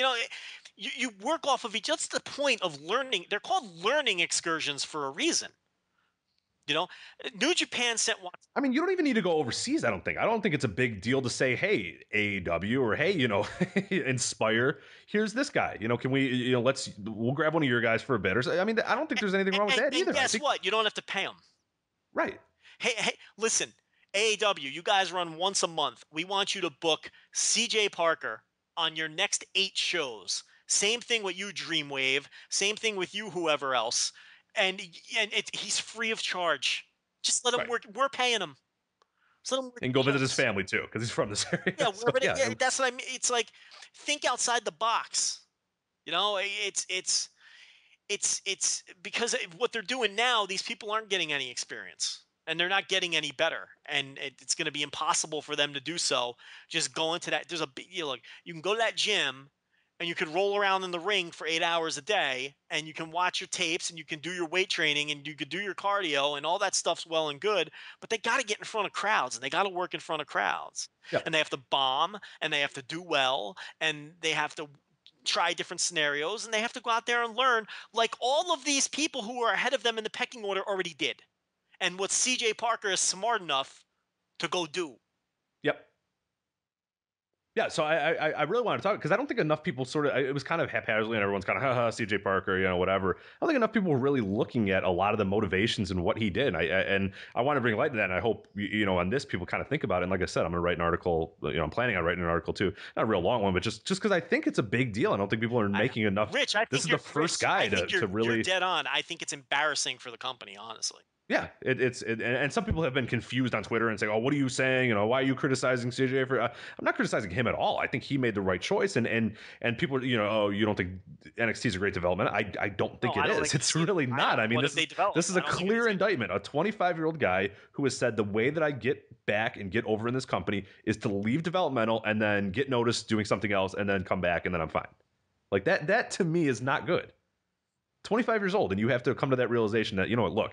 I got to get out of here if I'm ever going to make it in this company. Think about that. It's really hard to argue that Developmental has done a good job since the Performance Center role. If we're missing somebody, let us know. I mean, if Blake and Murphy and Baron Corbin are our examples, then okay. But for all the Johnny Ace, FCW and Deep South and all that sort of stuff, NXT's not developing anybody either. You might be able to argue promos. Yeah. We don't know what kind of promo Sami Zayn was, obviously. You kind of almost have to give them credit for his promos, right? Because, I mean, he never cut one. I guess, yeah. But, I mean, who knows? He might have had it in him this whole time. They get no credit for anything Kevin Owens is doing. Kevin Owens. No, he's doing the same character and same angle, same just character, without same the profanity. He's doing Kevin Steen without the profanity. No credit. Zero credit given. Neville's probably a far better promo than he was. You give him a little credit for Neville. I think you could even, I don't know. I think he's a better worker. I do. I don't know, though, because the Dragon Gate run was really, really good. Oh, no. Yeah, I agree. I think overall in the sense. But, yeah, you know what? I see what you're saying, though. I mean, he was fantastic in Dragon Gate. I would argue he was better in Dragon Gate than he was in NXT. But I would also say he was better in NXT than he was in other places because he bombed in a lot of places too. Notoriously bombed in Ring of Honor. I was there. It was ugly. They didn't invite him back. So I mean, you want to give NXT credit for promos? You could probably do that. Hideo Itami, I think's regressed a lot. I mean that I don't think that's a real hot take either. That he's starting to find himself a little bit now, but it took a while. I mean, that was a guy who he has regressed. There's no doubt. I mean, might be more 10 years ago, the guy was a superstar, and now he's, just a guy. You want to give him credit for Tyler Breeze? Go ahead. I can accept that one too. I mean, I'm not going to sit here and tell you I'm an expert on his work in Western Canada, but I mean, it's overall you can't call it a success. Their developmental system is not a success right now, and it's not even a developmental system anymore. So. They've really boxed themselves into a corner, but that doesn't mean I'm not going to be there on the next special going nuts. Oh yeah, no, I love it. It's going out of my way. The best hour of TV going. So 90 minutes or whatever they are. What are they? 2 hours those specials? Those are 2 hours. Yeah, those guys are. I mean, but we got to be honest about it. They're they're in a scary place right now, and for all the talk, it's like. Dave Meltzer made a point that I've been making on this show. It's like, New Japan churns out far less trainees, but their success rate with their trainees is a lot higher. Yeah. I mean, they're doing a much better job with the few trainees they have, in terms of fitting into a role. And I mean, you look at Komatsu, Tanaka, and Jay White, and you're looking at three guys who. Yeah, they need to get Watanabe back though as soon as possible because that's just, from what I understand, it's going to be he's gone for the whole year again. So it's going to be and Cubs fan. Please move him somewhere else. Cubs fan tells us that Takahashi's there until the middle of 2016 too. Yeah. So we're not going to see those guys come back for a while. Poor Watanabe. And somebody book me, please. I mean, he's getting booked a little bit more now. The fact of the matter is, somebody who spoke to him told me that they told him to do two things when he came over here: gain weight and learn English. Those were the two things he was instructed to do when he came here. He was not instructed. The booking part, they don't even care whether he gets booked or not. That's on him to get booked. They wanted him to gain weight and they want him to learn English. Those are the two most important things that they want him to do. And that's from someone who spoke directly to him. So those were his directives. Now, I don't know if it's that people don't want to book him. I don't know if it's that he's not working hard to be booked. I can tell you that the impression I got when I was in the same room with the guy was that he badly wants to be booked because he was seeking advice from people. People were trying to help him out.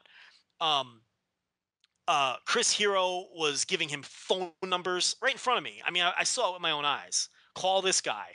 I don't want to say what promoters because some of them have booked him and some haven't. And I don't want to make it, you know what I mean? Yeah, I don't want to say he gave him this guy's phone number and then people will know that that guy didn't book him. And then I don't want to make it look like that promoter, you know what I mean? I don't want it. But that happened right in front of my eyes. I saw it, the interaction occur. So the guy I think he wants to get booked, but you never know. I mean, maybe he just likes chilling in Sumi Sakai's basement in New Jersey and hanging out in New Jersey. And I don't know, but he has gained weight. I don't know how much English he's learned. And the matches that I've seen, look, I saw him have a match with Andy Dalton and Inspire. That was a legitimate 4-star match. And, they played that on what was that gimmick that the Raw alternative or whatever? Yeah, their alternative or whatever. And that match got over tremendously with people who watched it. So when, I don't know that he has superstar potential, but he definitely has the potential to be, a middle of the card heavyweight who can do some nice things. And, the 3 guys they have there now, obviously the upside is unlimited. I mean, who in NXT who is homegrown has the kind of upside that those 3 guys have? There's nobody, not even close. Not even close to Komatsu, Tanaka, and Jay White. No. I mean, Jay White, if he walked into NXT right now, he'd be right there with those guys. He could work competent matches with all those guys that we were just talking about right now. He looks great. I mean, he's doing it in New Japan. I don't know how the fuck they found that guy. That might be the best thing Bad Luck Fale has ever done. Yeah, I don't know. Yeah, that we'll talk about it. We'll talk about Bad Luck Fale, but we've been doing some good things lately. But yeah, that should go some extra. You get some extra bonus on your check for that one. It's a good find. We were gonna that nobody knew about. I mean, remember the first time we saw him and people spent 9 hours like tweeting at random New Zealand wrestlers to be like, "Are you this guy?" Like, not people, Rich. Me. You and Rovert are like, "I think it's this guy," and then like, "Hey, dude, are you on New Japan?" Wait, what? Who? Like, oh, sorry. Me and Rovert and David Penton and are just messaging random New Zealand wrestlers asking who they are. We worked tirelessly. I woke up that next morning and I was like, "What did these assholes do all night?" It's just hitting up wrestlers, sending direct messages to random New Zealand wrestlers, to not even just to New Japan wrestlers and people we knew, trying to figure out who is he. Tell us. No one knew who he was, and within 5 minutes of the guy's first match, you're like, "Wow." Well, you could see why this guy was the only guy to get through that New Zealand tryout they had in December. A bunch of guys tried out, and he's the only one who made it, and we could see why. I mean, it just goes to show you never know what kind of wrestling talent is out there. There's wrestling talent everywhere. This idea that the indies there's no new generation of indie bullshit. It's just they're not exposed.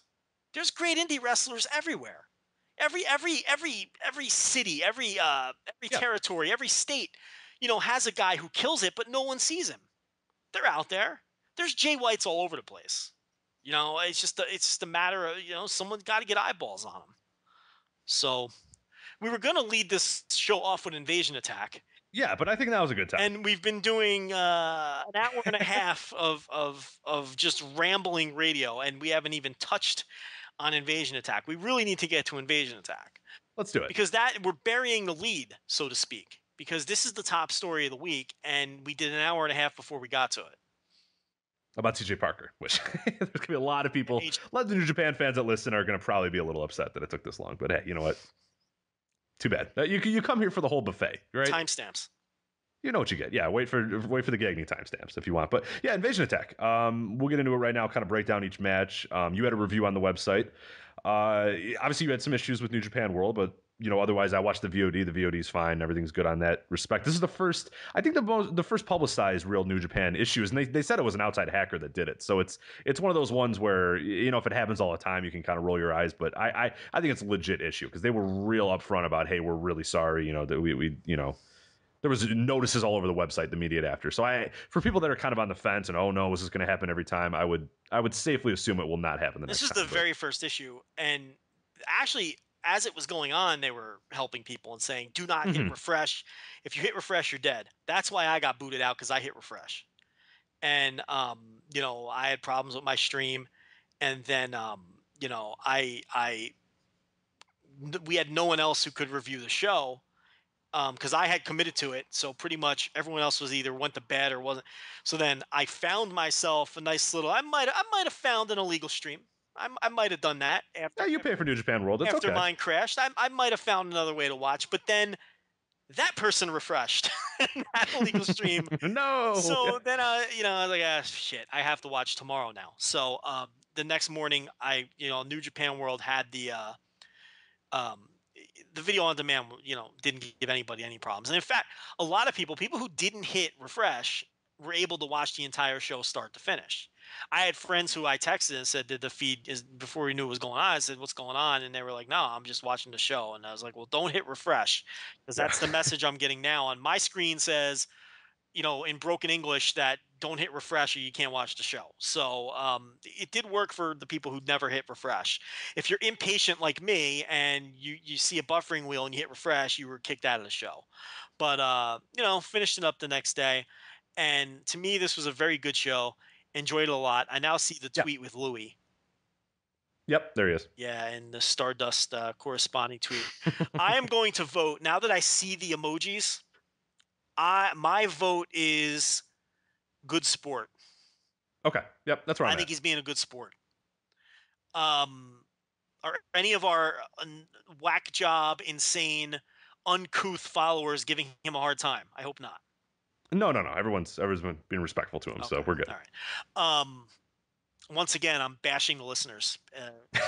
They're terrible people. Let's be honest. They're all awful. They're as awful as we are. Yes. So anyway, yeah, I thought it was a very good show. I thought there was 3 or 4 matches that were excellent, actually.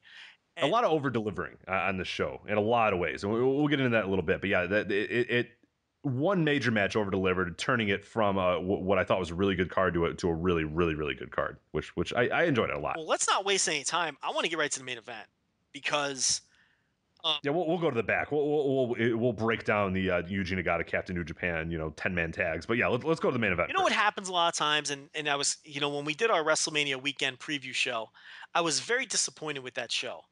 And the reason I was disappointed, because I listen to all the shows back no matter how long they are, because I'm nuts.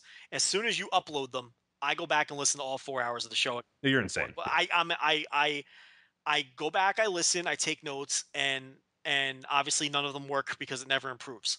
But I'm being self-deprecating again. Obviously, I think that we do a decent job here. But the fact of the matter is, I hated that WrestleMania weekend preview show because we clearly ran out of gas by the time we got to WrestleMania. And it's like, that's what people want to, that's fucking WrestleMania. And we were out of gas and we had no energy left. And I think we do a good job somehow maintaining our energy levels despite the length of these things. I really do think for the most part we do. But that show, we ran out of gas and we really mailed in that WrestleMania preview.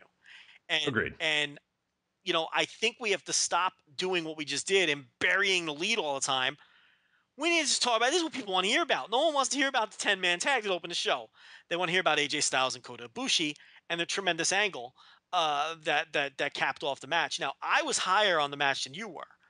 And this match has been all over the board in terms of people's opinions on the match. We'll get to the rest later.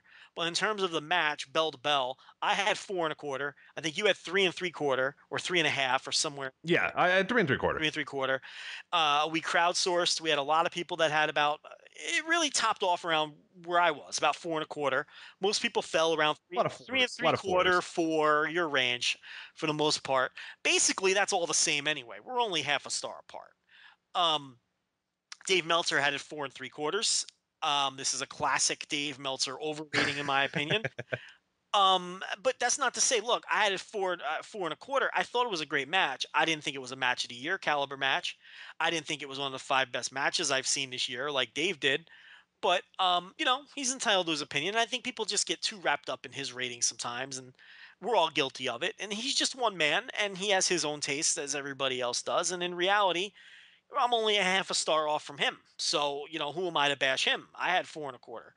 Um, the biggest criticism of the match from a working perspective is a lot of people felt Kota Ibushi blew off the leg work, which sometimes that bothers me when wrestlers do that. Sometimes it doesn't, and people are going to accuse me of not being fair. But I don't know why sometimes it bothers me and sometimes it doesn't. In this case, it didn't bother me. I can't explain it. Sometimes I just chalk it up to, Styles worked the leg, but you know what? Maybe it didn't fucking work, right? Why just because somebody works the leg, does that mean the strategy was effective? Maybe in this case, the strategy wasn't effective, or maybe in this case, I kind of lost my train of thought, but you kind of get the gist of it. It just didn't work in this case. And maybe it just wasn't effective. And here's the other thing: when people, I'll let you go too, but I quickly want to get this in about the leg work. The other thing too that kind of annoys me sometimes, if people are going to be so hypercritical about leg work in wrestling matches, then guys should just stop working the leg. Because just because your leg gets worked over, what are you supposed to do? Hop around on one leg the rest of the match? You still have to move around.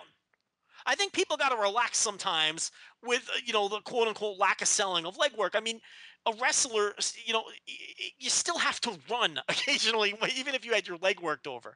And sometimes it really is just enough to shake it out or be a little slow on a top rope maneuver, or rather than, I don't know what people expect when they see leg work. I don't mind a little bit of a pause. Like sometimes you get those guys, they'll go to the top and they'll kind of pause for a minute, and then that's what makes them miss whatever move they're doing. That's fine for me. That match against Yamato is a perfect example. Yes. He didn't stop throwing kicks. He didn't stop coming off the top. But there were a couple instances where, he was favoring his leg on the top and it caused him to miss the move, like you're saying. Or he would throw a kick and land the kick, but then he would sell the damage as well because he was kicking with a leg that was already damaged, things like that. So not doing the classic like Bret Hart hopping around and I can't, the Bret like Hart, I can't move. Yeah. That or TJ Perkins versus Bobby Fish, where he hopped around on the leg and sold the leg all the way throughout, which I thought was tremendous.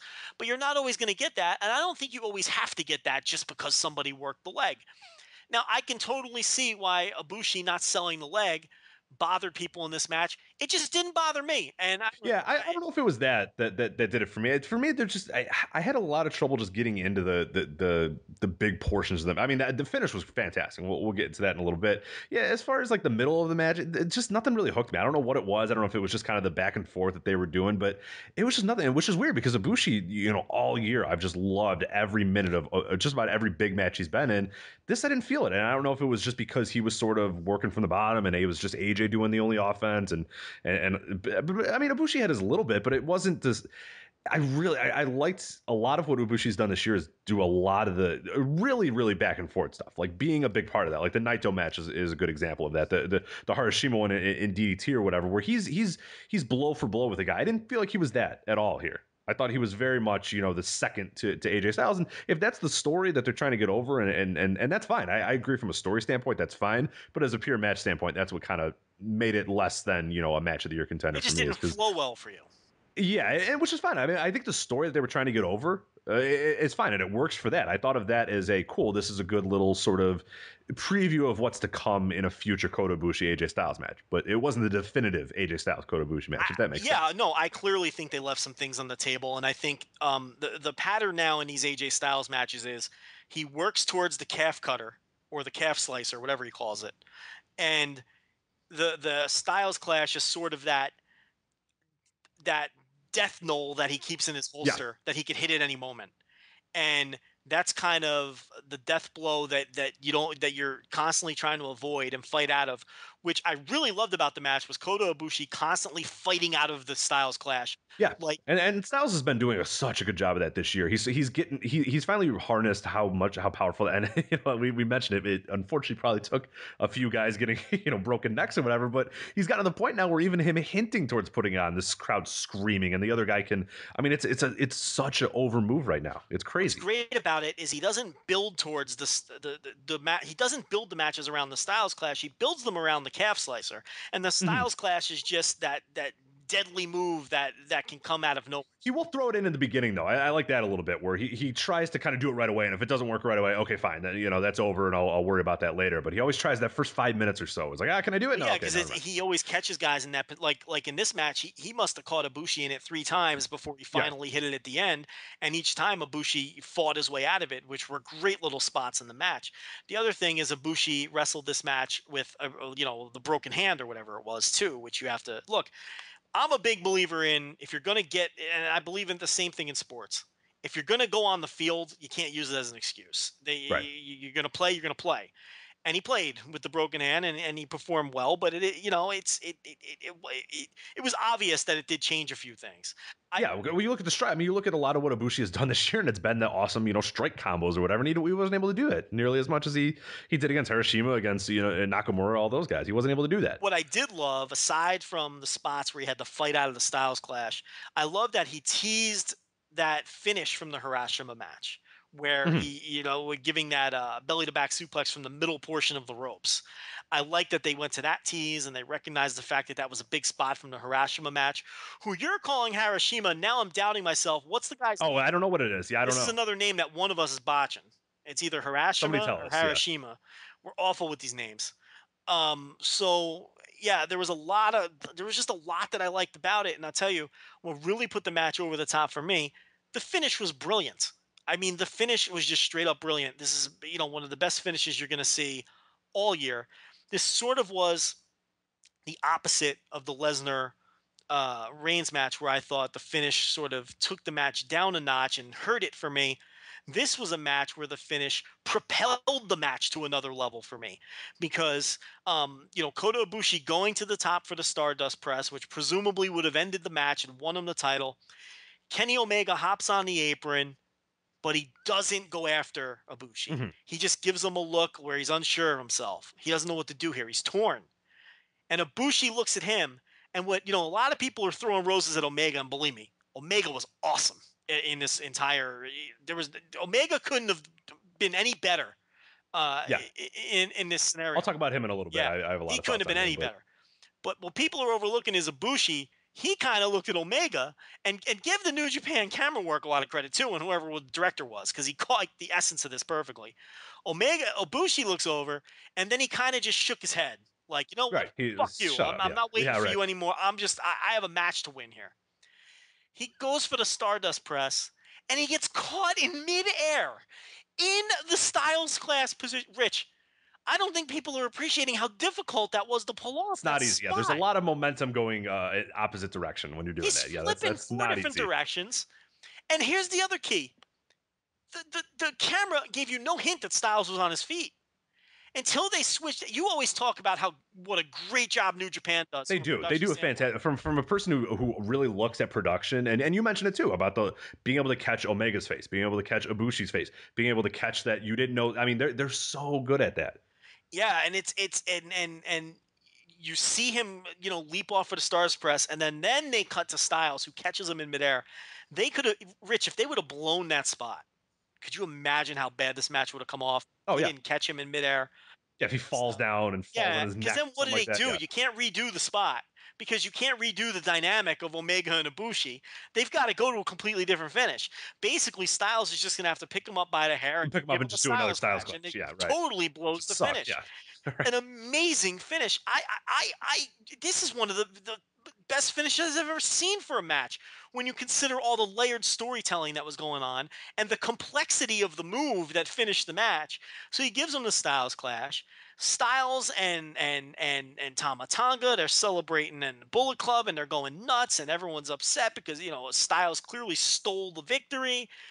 And Omega, how awesome was Omega here? He comes in the ring with that slow clap, and he's kind of looking at Ibushi, and he's kind of looking at Styles, and you see a man like holding back tears. You could tell he was very. I wasn't sure if he was outwardly doing it, but it looked like he was crying, like not like bawling, but like his eyes were kind of welling up a little bit. And look, I know they were a team in New Japan at various points, but let's face it, I'm not counting that. These are all callback spots to their history in DDT. They were mentioning it too. If you heard the announcers The too, announcers they were screaming DDT. DDT Yeah, they were saying, over and over yeah. again. And, you know, you got to tip your hat to New Japan for being willing. Again, we just talked about how WWE likes to snub their nose at everyone and pretend they're the only thing that exists. And something like this here, it's where they're acknowledging. And, you know, this is what makes Zayn and Owens so great. It's a very similar dynamic. This is where you reward the hardcore fan for paying attention. You reward the hardcore fan for devoting so many hours of their life to this. You reward the hardcore fan for paying hard-earned money for these shows and devoting their time to this. And you're paying them for years of history between these two guys. And it's so good. And you don't know where it's going to go. You don't know what Omega is thinking. Who's he going to screw next time? Does he look? He was given Styles the fucking stink eye when Styles was up on the turnbuckle celebrating. The official hands that little trophy to Omega, and if you noticed, Omega's just staring at the trophy with a look on his face that was saying, "I can beat this guy. I can be the IWGP Heavyweight Champion. Why am I not in a position, AJ?" And then he's looking up at Styles. And then when the camera cut to Styles, and I heard the crowd go nuts for Okada, I thought Omega was going to be the one to attack. I thought Omega was going to be the one to attack him. I thought that's why the crowd was going nuts. That's how well that tease was. And of course, it was Okada who comes in and kills everybody. Tacking on a great angle on top of another great angle, and then just laying the belt on Styles, standing over his dead body. And after the definitive win over, this is like prime Paul Heyman-esque. Like, it really you get a lot of stuff in there. So good. You get four future matchups made in instant. So many directions, and standing over his body, and Okada's back. Okada's back. He beat Foley definitively. He comes in there and kills him. He puts the belt on Styles. He's back to his old cocky ways. His mental breakdown, his physical breakdown, it's over.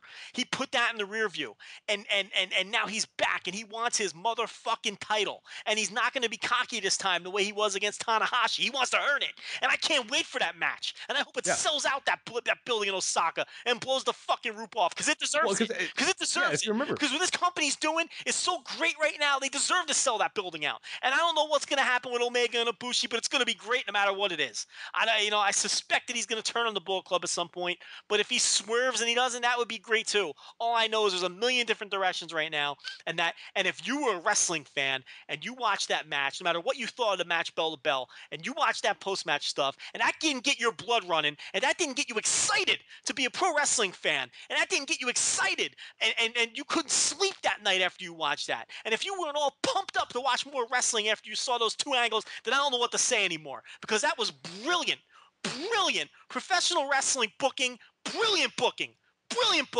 and brilliant performances by every single person involved, including Tonga, including the other goofballs in the Bullet Club who were and AJ Styles and Omega and Ibushi and Okada and I thought that was a nice touch and everybody.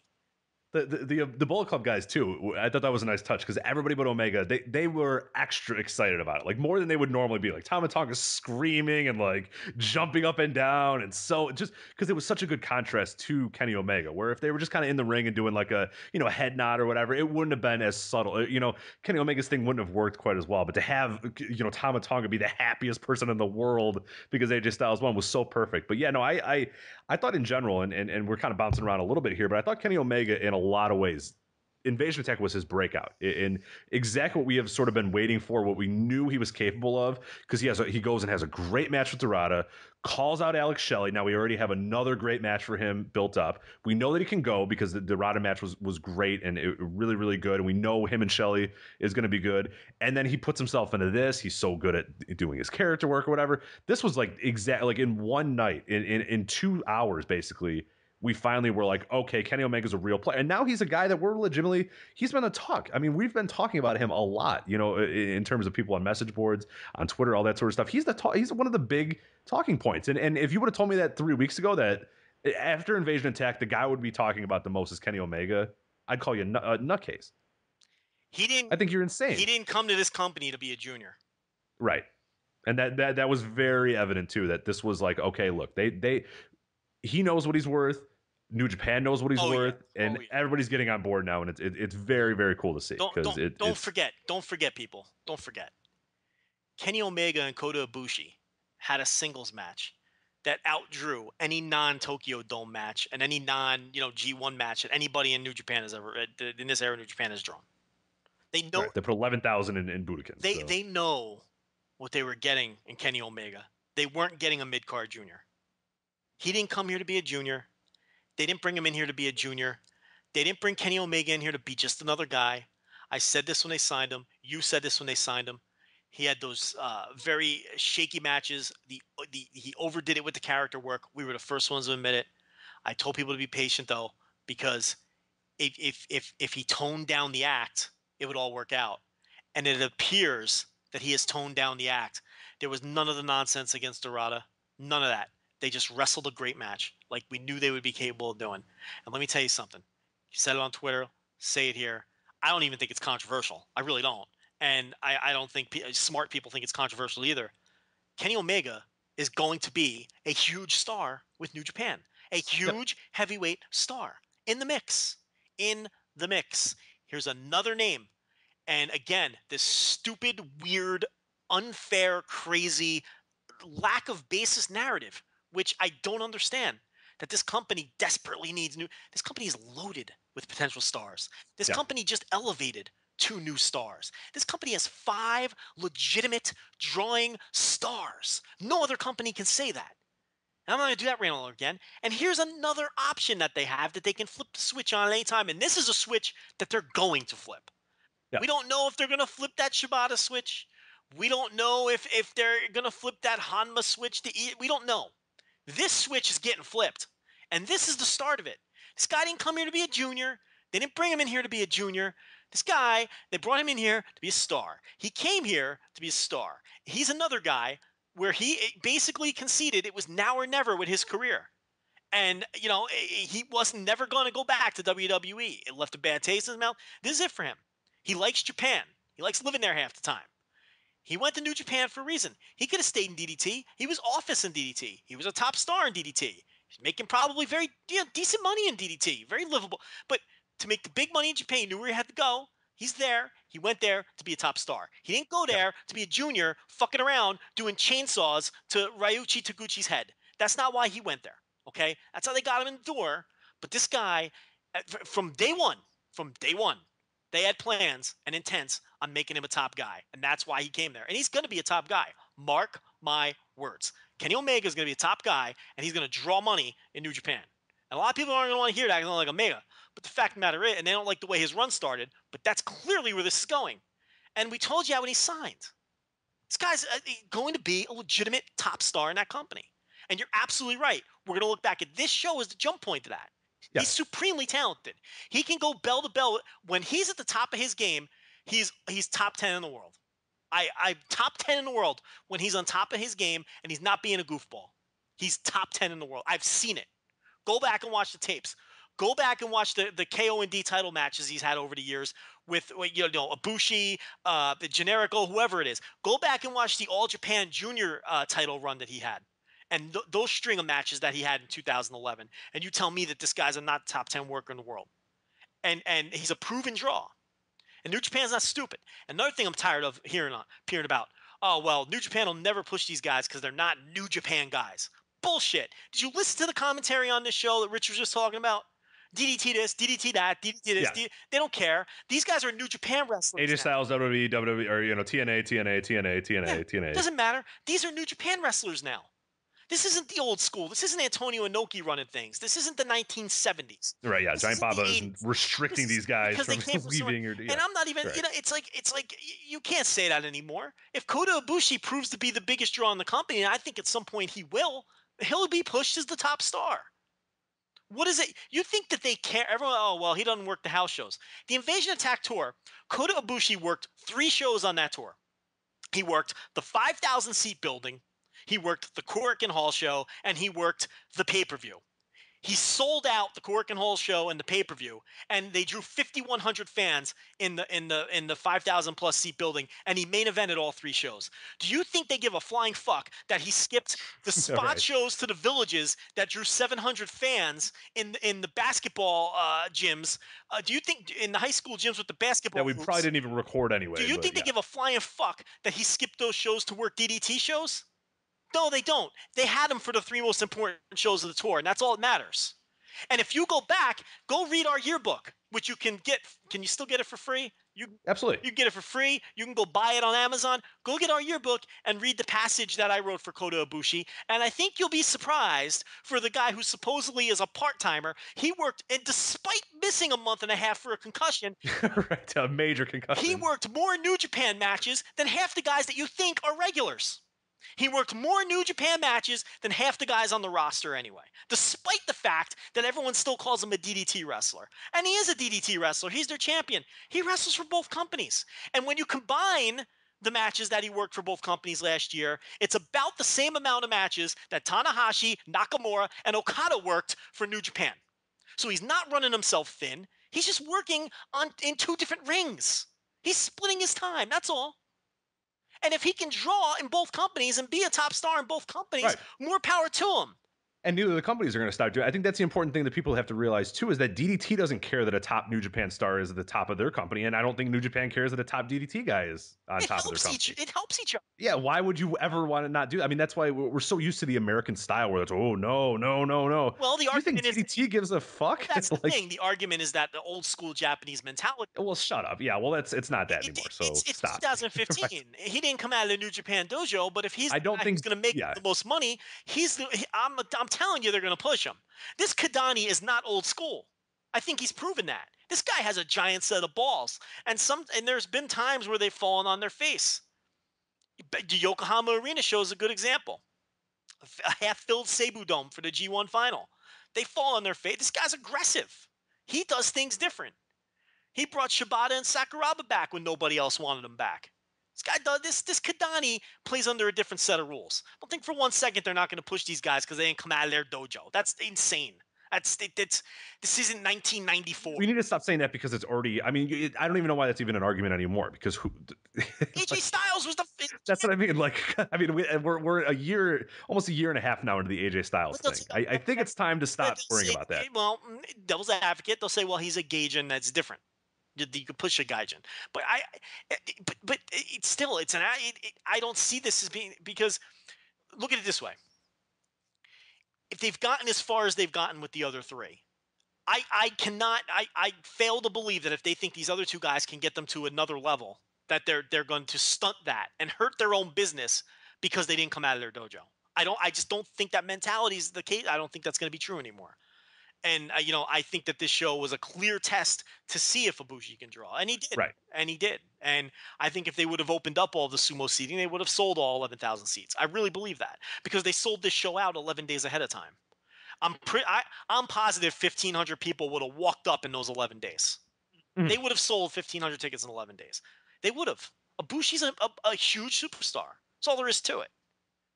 So yeah, that's Alex Shelley. And the ladies love him too. That was another note in the Observer. I don't know if you checked that out, but they were talking about a lot of just women without boyfriends, without husbands, are just going to those shows. And that could be the difference, and that could be why this guy outdraws everybody else, because right. You get 2,000 women who just love Kota Ibushi. Hey, do it.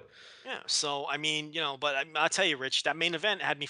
Those angles had. Yeah, and I wanted to talk about Okada too, and that'll kind of get into the semi-main, the Okada Bad Luck Fale. But I think just kind of skipping ahead, him, not a spoiler alert that obviously he won, beat Bad Luck Fale in a match. We'll break that match in a little bit, but yeah, I thought it was interesting because we had all sort of said, and we all kind of were disappointed that the Okada redemption story would be so much better if he beats Styles eventually. Remember in the build up to Wrestle Kingdom, we said, he'll beat Tanahashi and that'll be cool, but man, it would be so much cooler if he just beat AJ Styles, because that's where the story began of his fall. Well, here we are. Yeah.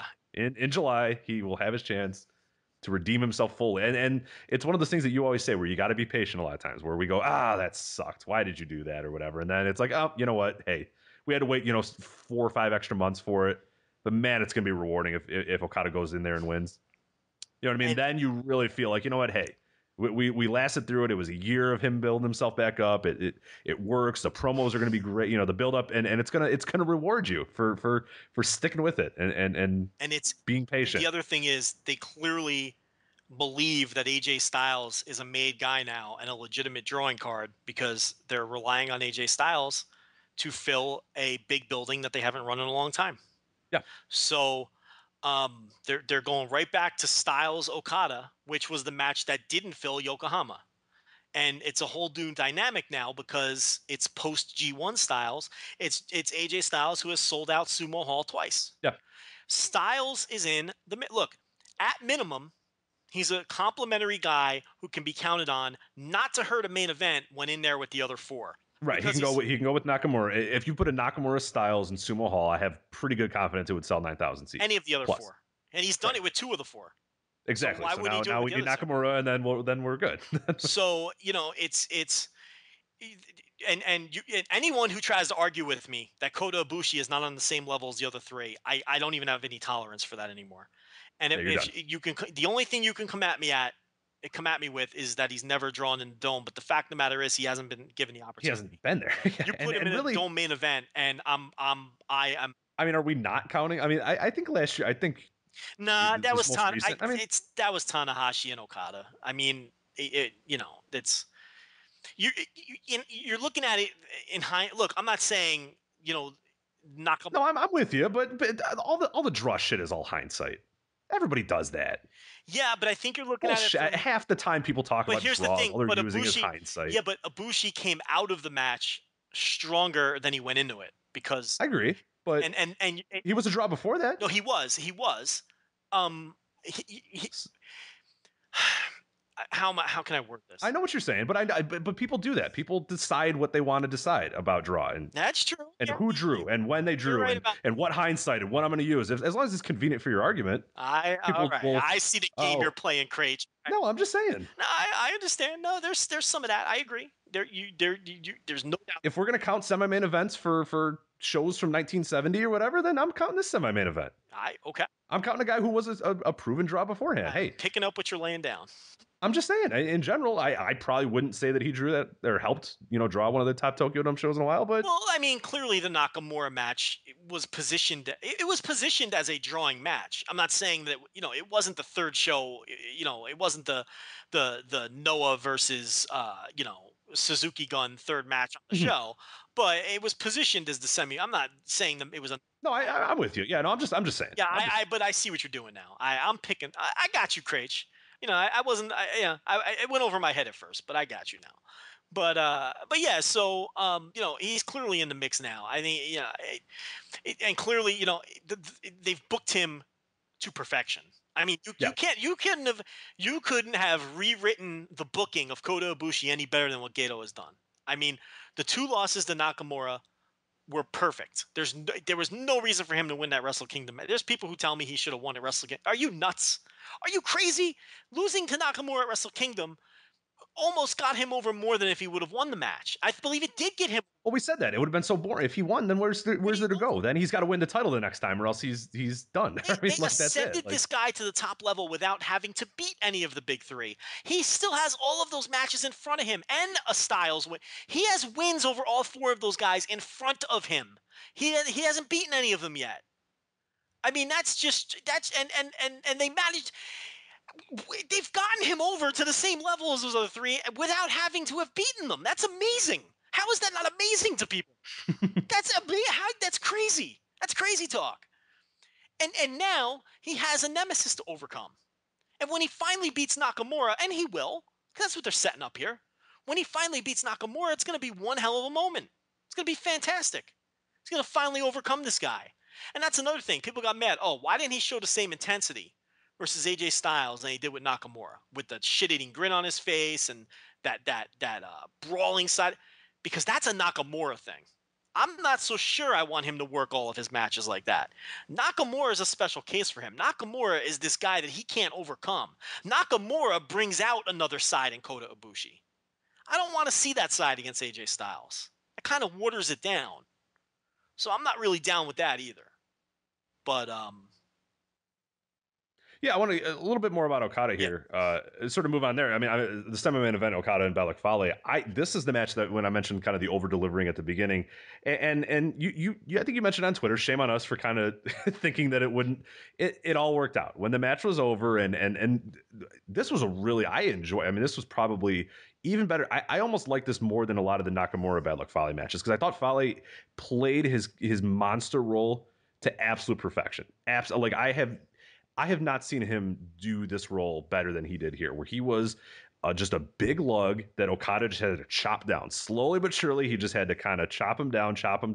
You know, I'm gonna go for the tombstone. No, he's still too big. Okay, fine. I'll go back and kind of work him over a little bit. Okay, let me try again. Okay, no. All right, let me try the Rainmaker. No, can't do that yet. I'm gonna keep just kind of, knocking him. I mean, he was so good at just being a big dumb lug in this match, which, and I mean that in a very good sense too, because there were people discussing it too on Twitter, and they were mentioning, well, I don't like how he did the nerve hold. I didn't like it, and I said I like that he was just a big dumb lug. Like I love that about him in this match, that he was just.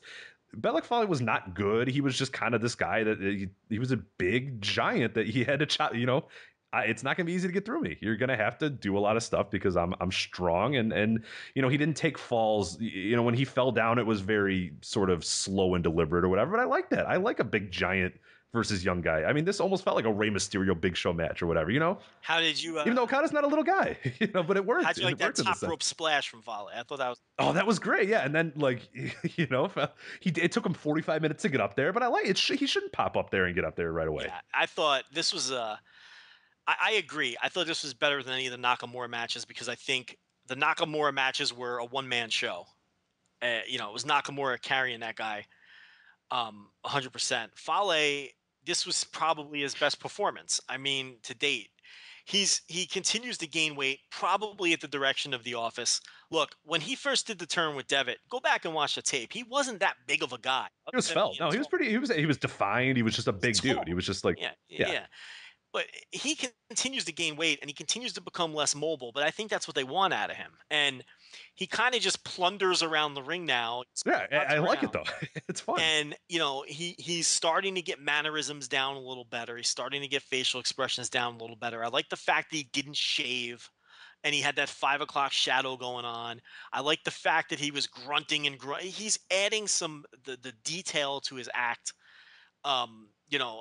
Slowly but surely, that stuff is coming around for him. The fact of the matter is, he still has really bad matches unless he's in there with really good people. Yeah, oh yeah, absolutely. He's definitely, he needs a good dance partner. He needs a good giant killer. Yeah, you can't just have anybody. You can't have Yoshihashi and Balak Fale. The proof, I mean, even guys better than that level. The proof is the G1 last year, where he had really bad matches against the other mid card heavyweight types. I don't remember the specific matches of what blocks he was in, but he had a bunch of those matches versus your Doc Gallows types and whatnot that just, the matches just weren't good.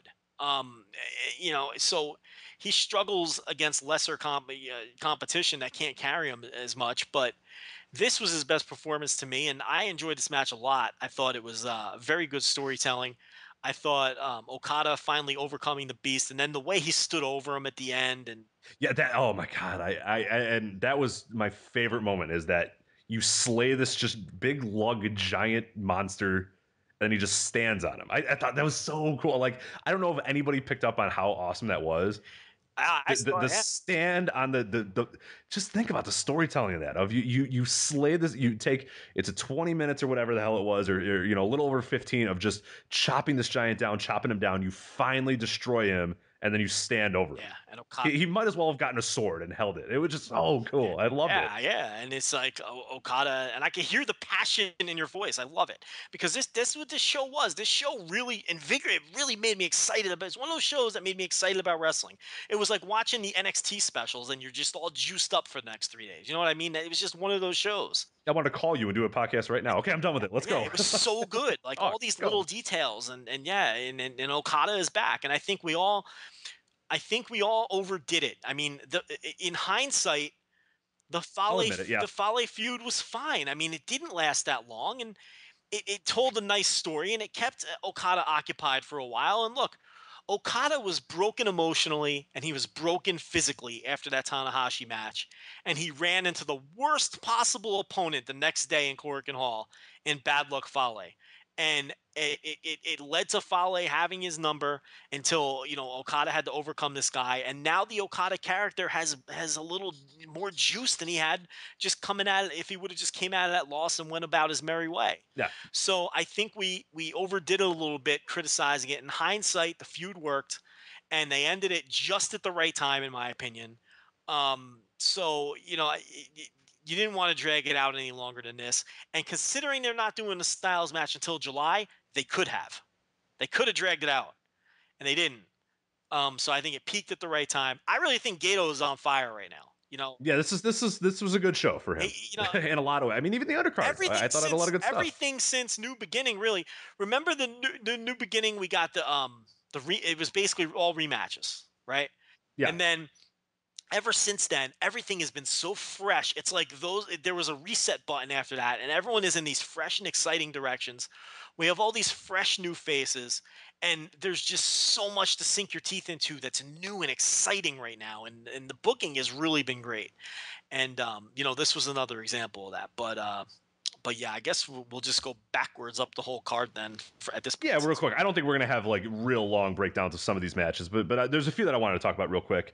The opener was obviously Nagata, Captain New Japan Kushida, Alex Shelley, and Yohei Komatsu, and they defeated Nakanishi, Liger, Tiger Mask, Taguchi, and Tanaka. This was just kind of whatever. The goal was to get Alex Shelley over, and we found out later why that was, and that was about it. That's exactly it. Alex Shelley has been pinning people left and right with the automatic midnight, and I thought it was a little peculiar. And then it's like, I always talk about the light bulb booking in this company. And then you see that they're setting up a match with Kenny Omega and the light bulb goes on. Oh, okay. Yeah. This is why Shelley's been pinning people left and right. Mm-hmm. So there you go. And that's what this was. I didn't even see the whole match because I was having all those. Yeah, you didn't miss much. What I saw was pretty good, but what I saw though was mostly Tanaka and Komatsu in there. So yes, with Shelley and Shelley. Kushida, honestly, it was a majority of it was worked by Kushida, Shelley, Tanaka, and so the veterans. So it was good. The veterans took the old and Nakanishi was particularly lazy. I don't think he fell down. I think it was just like everybody working around me, and I will maybe fall. Can you blame him? Oh wait, no, I'm not going to. So I wouldn't take any bumps in that shit either. I can't blame the guy. I like the guy, but it might be time to just kind of say bye. But yeah, it's not the way they do things. He's going to linger around in these openers forever until but he's not even falling anymore. Like he's just like they tag him. I don't even remember how he got out of the ring. I think he willingly like took himself out of the ring. I tell you though, once or twice a year. No, that's it. No, he'll pump it up. He'll put some freaking he'll get a cortisone shot or something, and then he does a backflip off the top or something ridiculous thing.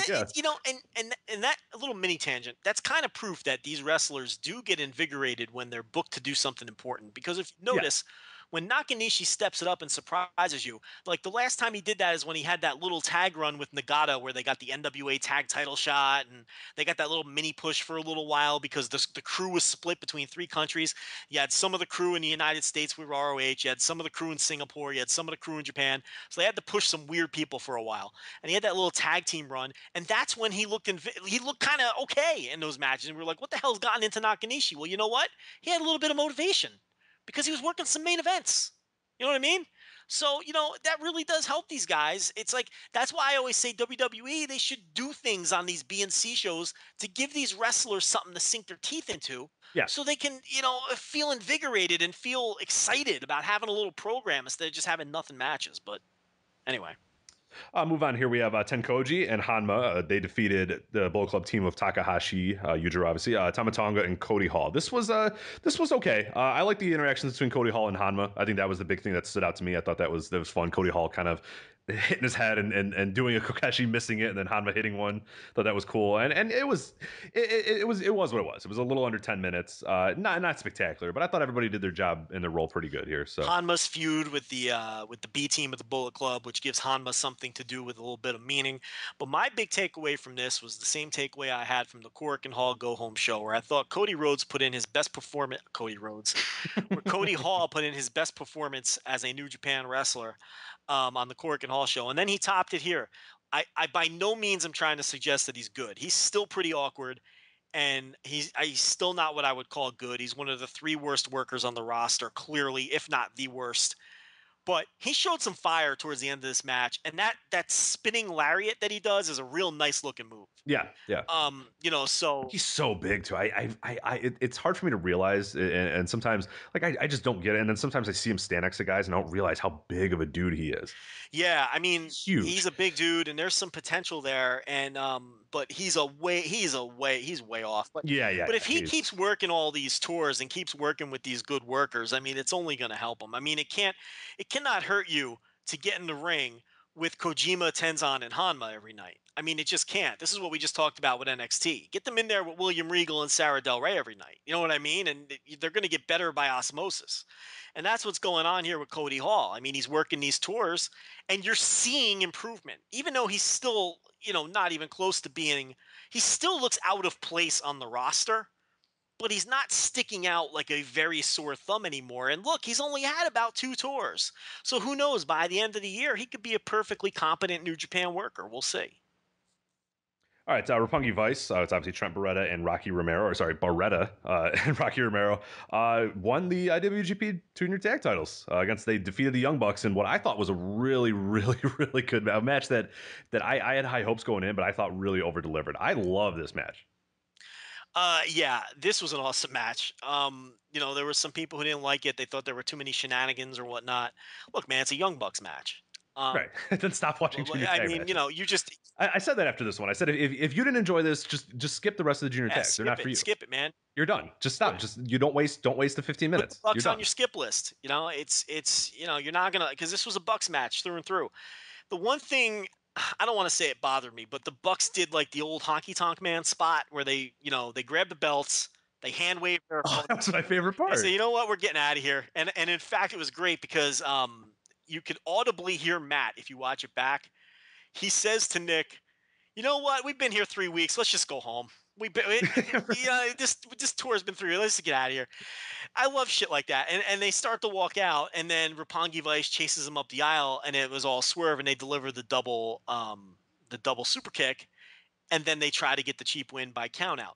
The only problem here that I have with that, because it was cool and it was funny and it was amusing, the only problem I have with that is I don't think any of these guys understand the New Japan rules, because if you win by countout, you win the titles. So Roppongi Vice had no incentive to go chase the Young Bucks. They should have just let them. Yeah, they did it American style. I think I genuinely forget that too. I forget that a lot as well. I genuinely think that they forgot the rules, because then the spot didn't make any sense. They probably talked about it on a plane or something like that and said, that'd be great or whatever. And then I'm sure somebody said, hey, by the way, you win it. Oh, yeah. So yeah, it was one of my favorite spots. But yeah, you do kind of forget that they were pretty dumb for doing that. But you know what? You can almost sort of play that up as that they're so used to the American style that they thought, like, and we don't know. The announcers could possibly have said that. We have no clue. Yeah. But maybe they did say, haha, these idiots, they're so used to the American style, they thought they had to do it or whatever. So, Or you can go with the angle, if you really want to suspend disbelief and not have something like that ruin the match for you, is you can go with the perspective of Roppongi Vice is noble, and they don't want to win the titles that way. Right. I don't know. They want to beat those men in the center of the ring. If there's one thing Rocky Romero stands for, it's being noble. Yeah. So right. You can't even buy it from that perspective. But yeah, it was a fun spot. Look, the whole match was fun. This was a slower pace than the usual junior match, which I don't want to suggest. Look, this wasn't a Smoky Mountain Rock and Roll Express versus the Heavenly Bodies in Knoxville slow. It wasn't a Southern style tag by any means, but it was a slower pace than what you would normally see, from these junior matches, and it did feel different than the junior tag matches that they've been having. And I thought I thought Barreta, this was his, much like Cody Hall, this was his best New Japan match to date. Mm-hmm. I don't think he was okay on those Best of the Super Junior tours. You know what I mean? But he never really stood. Oh, yeah. I always forget he was in those. Yeah. Because I thought your joke was being ironic. I thought your joke was ironic at first. No, but now I forgot that he was on those. And that really illustrates my point, that he's never really stood out. Yeah, I thought you were just saying, oh, that was the best Barreta match ever, or like best, No, but he really stood out here. Yeah. And Romero is just so good, and everybody knows the Bucks are good. And I thought it was a 4-star match. I really enjoyed it. what I'm most happy about is that our Ishii rating that Josh Engelman did in our New Japan Yearbook. Again, if you'd like to download it for free or on Amazon, but we did the Ishii ranking, which was kind of a way to look at the expected stars for certain guys and guys that maybe were underpushed or underused or whatever. Sabermetrics for wrestling. Exactly, yeah, some little WrestleNomics for us or whatever. And Rocky Romero was one of the top guys who came out of a guy who was underpushed, was not being used to his full potential, and now we see him with a better, And to be fair, Alex Kozlov was one of the worst. He was at the at the bottom of the list or whatever. Which tells what that tells you for people who don't. We're not going to go over how we concluded that, but basically, in a nutshell, what it means is matches where they were independent of each other. Romero's matches overperformed and Kozlov's matches underperformed the baseline when they weren't with each other, whether that's singles matches or 6 or 8 man tags where they were for whatever reason not together on the same team or whatever, or in the same match. So that's basically what that means. So what basically Rich is getting at is Romero was better than Kozlov during that run. Right, and now we're starting to see, hey, you put a really good worker with Rocky Romero, and I think it rejuvenated him as well. I thought Rocky Romero was so over the top with his stuff, which is fine, I mean that in an absolute good way, where he was sort of phoning it in, I thought, in a lot of ways for fear, but now I think he's rejuvenated, he's ready to go, and yeah, I love this. I thought this was so good. I'm looking forward to many future, Roppongi Vice, Young Bucks, Red Dragon, whoever matches. I can't wait. Yeah, it's different, it's new, and yeah. It's fresh, but it was bad. The Kingdom won the IWGP tag titles from Anderson and Gallows. I thought this was absolute shit. I hated it too. I couldn't stand it. This is not what I want on a New Japan show. You can call me a curmudgeon. You can call me, a snob.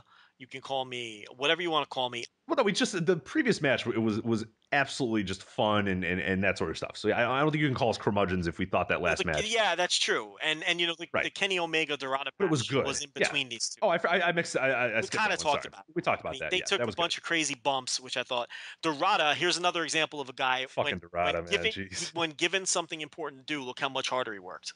Yeah. Not to suggest he mails it in his openers. He doesn't. He does his 1 or 2 spots and he gets out of there. But he really, I mean, the Death Rana over the top rope to the floor.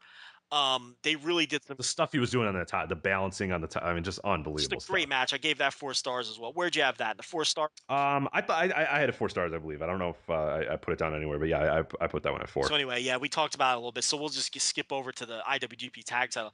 Yeah, utter shit. I hate it as much as you. It's so counter to the way that they've presented Carl Anderson, which is my biggest problem with it. Mm-hmm. If you notice, I never complained about it. You never complained about it when it was Captain New Japan behaving that way or when it was Jushin Liger behaving that way towards Maria, because who cares? It's Captain New Japan and it's a 50-year-old Jushin Liger.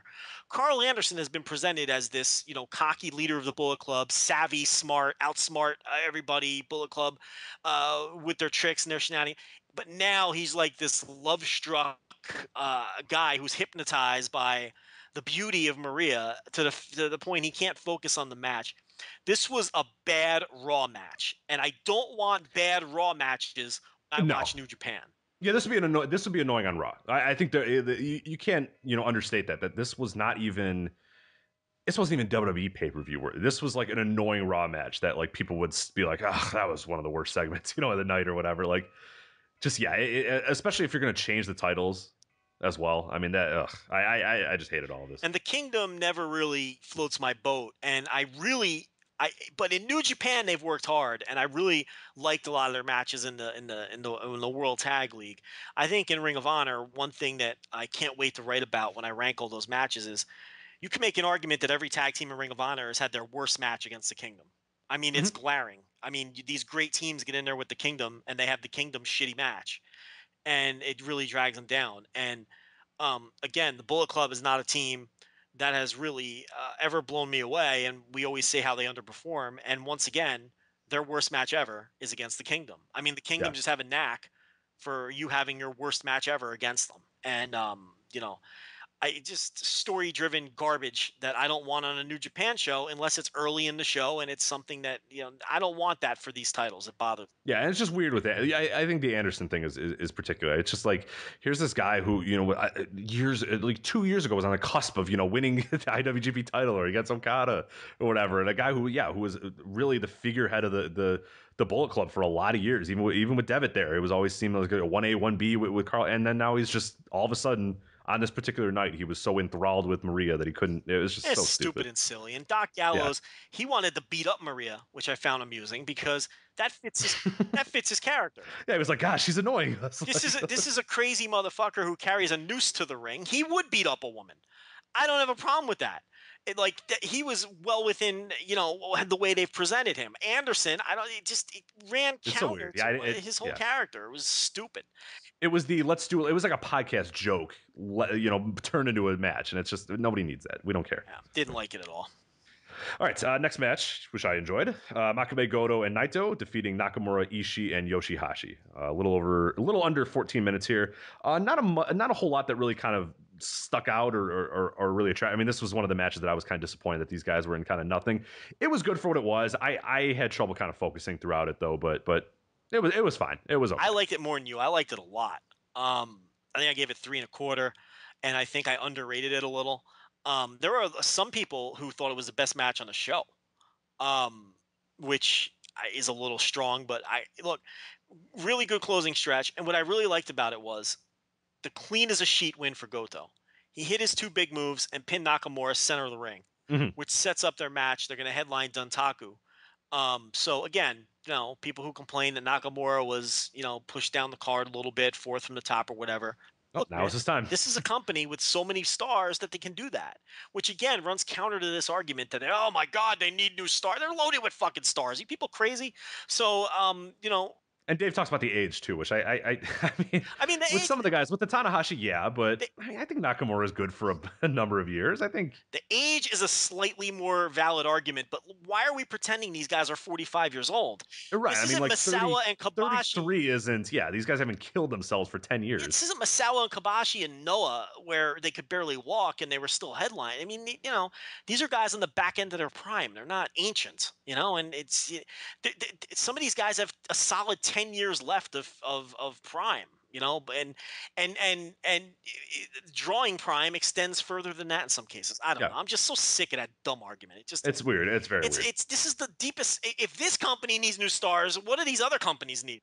Yeah. There's companies with no the stars. WWE might be shutting down tomorrow then. Forget WWE. It's like what is All Japan? Noah, these companies have 0 stars. They have negative. Yeah, they have negative. But this is a desperate situation where they have 5 guys who can draw and a million other guys that can draw. It's so silly. But anyway, yeah. So I enjoyed this match, and I like the fact that Goto went over strong, and I think Goto and Nakamura. I would like to see them have more than one match. I think they could have a really awesome series of matches. So, but that would require a Goto win at some point. Yeah, it seems like a fresh match too. I don't know if they want to maybe I'd have to look it up. When's the last time they've had non G1 singles matches? It'd probably be a while, or if ever. I'm gonna look that up while we're talking. Had matches for the Intercontinental title.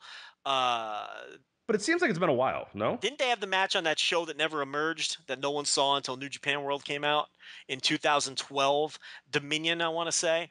Yeah, let me check here real quick. Dominion or King of Pro Wrestling? No, it wasn't King of Pro Wrestling because that was the great show that everybody loved. I believe it was Dominion 2012. I believe it was Nakamura Goto for the Intercontinental title. I believe it was a title change, and I believe it was one of those shows that just never emerged, and nobody saw it. Let's see here. So their last singles matches, October 2012 is Nakamura versus Goto. G1. Yeah, here's Kazuna Road. It was Kazuna Road. Is that the one you're thinking of? July 2012, Nakamura defeats Goto for the title. Yeah. That's okay, so it's Kazuna Road. In 2012, they had a little feud. That's probably. But that's a while. 3 years. 3 years. Yeah, that's yeah. So I'm backing up your point. So it is fresh again. And they had some heavyweight title matches in 2010, but that might as well be a different universe at that point. Anything before 2011 is Nakamura was the IWGP champion at that point, so that'll tell you. 2011 moving forward is the current era, in my opinion. I think 2010 is the last year of the Dark Ages. All right, so we'll move on here. Yano Sakuraba defeating Tanahashi and Shibata. This was a Tanahashi taking the night off, but the big kind of story here in a lot of ways is Sakuraba and Shibata having a nice little sort of mini feud, and we'll see where it goes. But that could be a nice little future match for those two. A lot of roll, maybe a little bit too much of the Sakuraba rolling on the ground for me, but I'm confident when they eventually have their match, it'll be a Sakuraba that I like, the more strike happy, Sakuraba. But we'll see. I was entertained either way, but I'm never confident in Sakuraba doing something that I enjoy. It's always possible, but I'm never confident. So you're more bullish on it than I am. I guess it keeps Shibata occupied for a while until G1, so that's fine. It's like, look, that's the other thing too. Everyone can't be involved in a super top of the card awesome feud all the time. You have to have time killer sort of deals going on sometimes with these guys. You just do. This match though, I was bored by this match.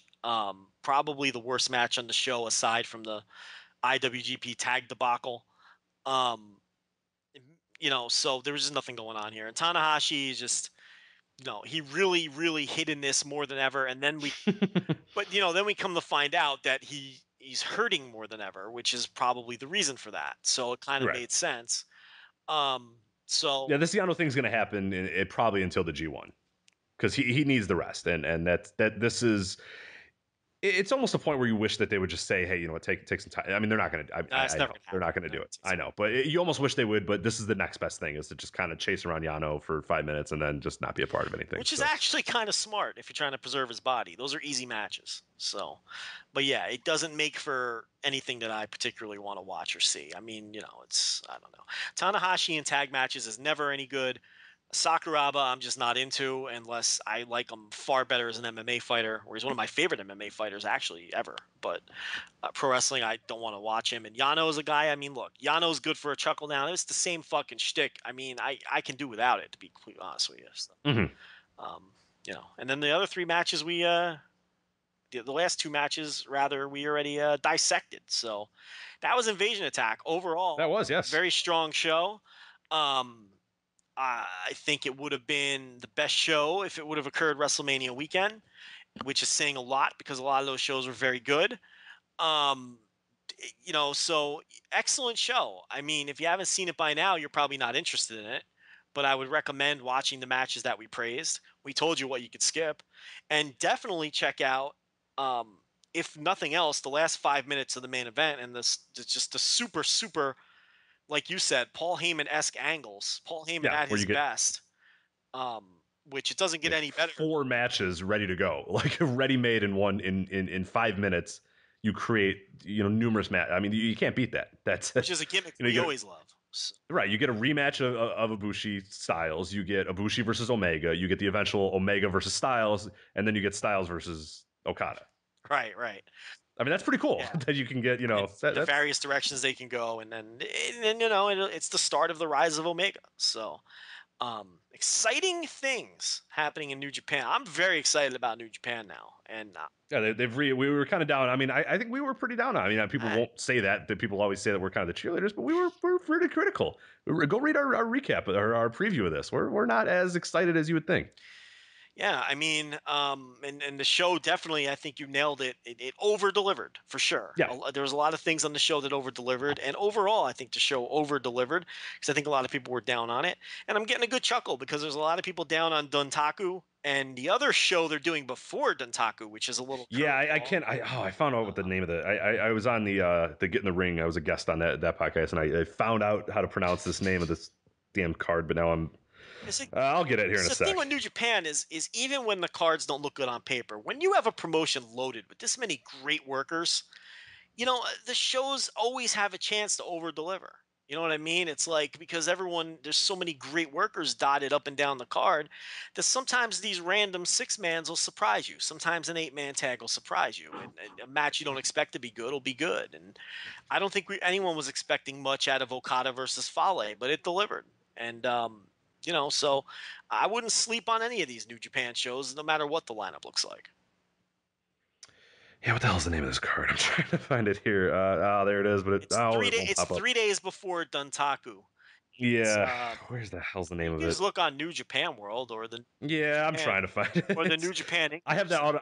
Mine auto translates, so it ends up sometimes. Sometimes the auto translate is great, and sometimes it's a fucking mess because the page like refreshes on itself. I And think it's the 29th yeah, I think you're is right. the But date. Let's see, pulling up the schedule. auto translate, stop. Don't do the auto translate. Do it on your own if you need it. I've gotten to a point now where I can navigate the site without it. Kumamoto. Kumamoto, That's I think the is the one. city. Yeah, the 29th. Yeah, that's Yep. the city on the 29th, and then Duntaku I think is on the 4th or the 3rd or something like that. The 3rd. May 3rd. So what's interesting is they're headlining Duntaku with Nakamura versus Goto, but they're headlining that show a couple days earlier with the Never title match, Ishii and Makabe, because it's a slightly bigger building than the other buildings they're running. I think we investigated it on our message board and we concluded that it's an 8,000 seat room, but they're not going to set it up for 8,000. They'll probably set it up for 4,000 or 5,000, which is still pretty aggressive for a show headlined by Ishii versus Makabe. So we'll see how that does. And that'll be on New Japan World as well. So, and this is something they're going to start doing. And we saw that on the Invasion Attack Tour where they put the 2 NWA title matches, the Junior and the World, on house shows. Yeah. Instead of loading everything up on the pay-per-view, sort of to give some of these house shows a little more juice. Now, this show in Kumamoto is not necessarily your standard house show. It's going to be an iPay-per-view. I assume there's going to be, full commentary, the whole deal. And the Never title is certainly in higher standing than the NWA title. So it's interesting. It's not really a split show. They're not really splitting Duntaku, but they kind of are because you're removing that Never title match. Yeah, and I think we just have to get used to it and stop calling it a split or stop. I mean, this is kind of what it's going to be. Business. I mean, we're now almost a year almost a year and a half now of what this is. I mean, it's not going to be and we've talked the good old days of 2013 times. are gone. Yeah. You're not going to get 7 fucking spectacular. I mean, outside of a G1, yeah, you'll still get that on the G1, but you're not going to get 5 highlight awesome main event level matches on it's not going to happen. You're going to get your one.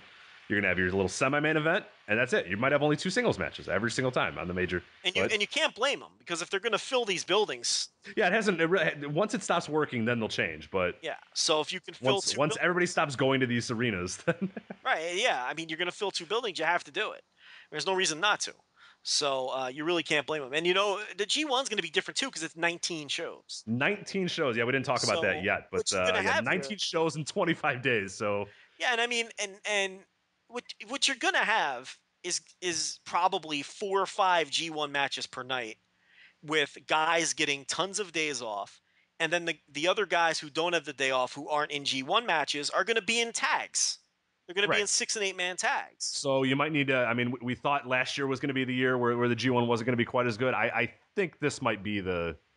We're still going to get your really good matches. I'm never saying that again. But, yeah, I'm gonna maybe. I'm never saying it again. I'm not doubting this company when it comes. Or on the 19 shows, they're just gonna have 19 fucking amazing shows. And these guys are gonna all die by the end. Because of it. Rich, look at it this way: you look at last year's G1. How many of those shows had nothing you remember from the first half, and then had 4 or 5 killer matches on the second? Exactly right. So maybe it'll only be 3 awesome matches. No, well, that's what I'm saying. If you have 4 or 5 G1 matches on the second half of these shows and they're all awesome, you're not going to care or remember about the 6-man tags in the first half, just like you didn't care about Shelton Benjamin. I just skipped them. I didn't even watch those, to be honest, because I was watching on demand most of these, the next day or whatever.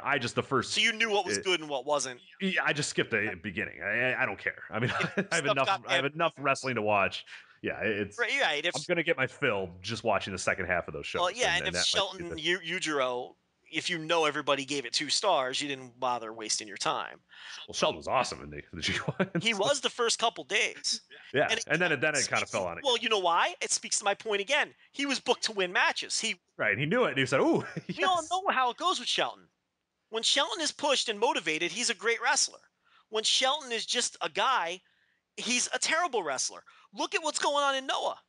Oh, he's bad. He's in these mid-card matches that mean nothing. And the matches aren't any good because he doesn't give a shit. Shelton's motivation is tied directly to his push. And that's kind of the knock he had in WWE. So, and we all ripped WWE at the time, but now we see it's true. It's directly tied to his push. It's amazing. Because as we were tipped off by people who participated in the G1, No one knows the results until they get. No one knows where they're finishing in the G1 until the last night. They don't tell Right. them. So Shelton gets to the arena every night. They tell him he's winning again. He's like, "Holy shit, I'm gonna be fun. I'm gonna win in the G1. They might be doing something with me here." And he's motivated, and he goes out and works hard.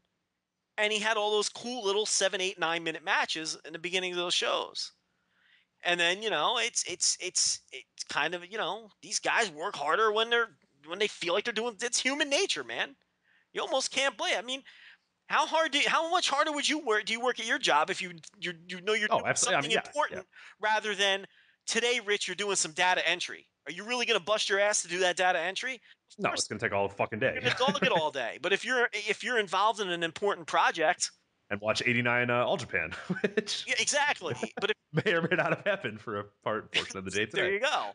My boss said I'm leaving for the weekend, and I went, okay, well, I am too now. So yeah, but if you're involved in an important project, which is going to earn you a nice bonus or you're going to work harder. It's just human nature. It's the same thing with athletes.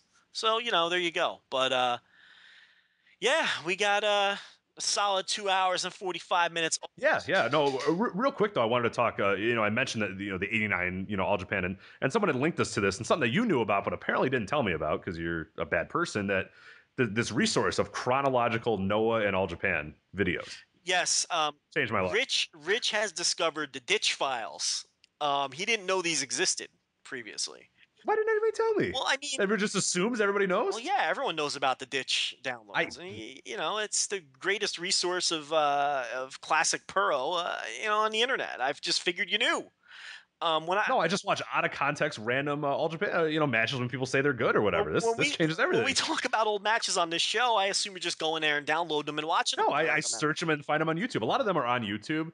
And this is the big difference of people if you find this resource, and that's why I've seen a lot of these matches prior, but I've seen them just because someone said, "Hey, Tenryu versus Hansen's cool," and I would watch it, but not know that they're the tag that happened a week prior and why they're so And now you can now this completely changes everything, and I'm rewatching matches and appreciating them more because now I know why Hansen's doing what he's doing and why he's so pissed off. You're watching them in order with context. It's so much better, yeah, and you feel the nuance of the booking.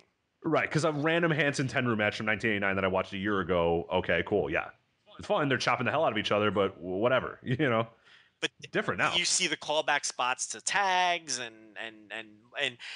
what Ditch also does, he gives little descriptions. Yeah, huge. That gives you a little backstory, tells you what's going on, tells you why certain guys did what. It's a tremendous resource.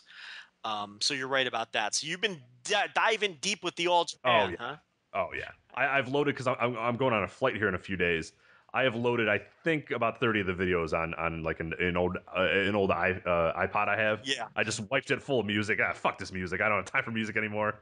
You'll love that. You're gonna love that All Japan stuff because it's right up your alley. I've seen it, and that's the problem. I've seen a lot of this stuff, but I haven't seen it in. It's a whole different. Now it's like I'm seeing it all different because I've seen the good matches. I've seen the ones that the 5-star matches and all that sort of stuff. But like you always say, without context, it's worthless. It's nothing. It's just, and these matches I love, but now I'm gonna love them even more if I know why. And yeah, the booking is right up my alley. It's that exact style that I love. It's sports booking. It's wins and losses, and it was entire.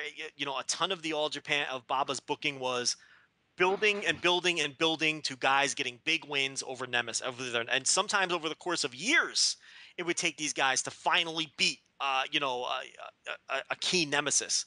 And that's the kind of booking that's right up my alley and right up your alley. So, you're gonna love this stuff. Watching it in order, it's the perfect promotion for what you enjoy. I mean, especially if you like anybody listening, if you like modern New Japan. I mean, All Japan from that era is like modern New Japan without the bullshit and with arguably, better work, higher level work. That's arguable, but especially the tag match. The tag matches can't even the New Japan tag matches can't touch No. The level of the tag matches that All Japan really had a strong And focus on. what I love about this thing too, is that you see the dates and then you realize that it's like fuck. Like you watch 3 matches in a row and you don't realize, oh shit, that was like all in like a 2-week span. Like Jumbo Ceruto went out there and fucking killed himself. Yeah. And like you realize and you're like, man, like he must have been real hurt. And they're like, oh, this is the next day, and he's just like same shit. Yeah, I'm just because a gonna lot of kill times it's myself. the Real World Tag League and Right, the Carnival tournament and things of that nature. So it's also similar. You know, they had their Carnival tour for people who are into New Japan now. It's like, you know, All Japan had their Carnival tournament, which was the equivalent of the G1 in New Japan these days, and they had their Real World Tag League, which was is that what it was called, the Real World Tag League, or was it whatever they called their tag tournament? New Japan has their World Tag League. Yeah. I forgot what the one. I know what you're talking about. I forgot the name. And you know, it's very similar. You know, it's I think modern New Japan does there's a more focus on the juniors and they do a better job with the juniors, but the All Japan of that era does a much better job with the tag matches and the Triple Crown matches too. The IWGP title matches of today are great and they really feel super important. But I do put them a slight notch below the feel that you got watching Triple Crown matches, which felt like the most. The crowds are incredible. The crowds are so much. And we talk about that all the time. People today don't know what a hot crowd is. They just don't. That's fucking go watch one in 1988, 1989, 1990, 1991, 90. Those there are you go. Super hot crowd. I mean, those are where the whole match they're just buzzing. Yeah.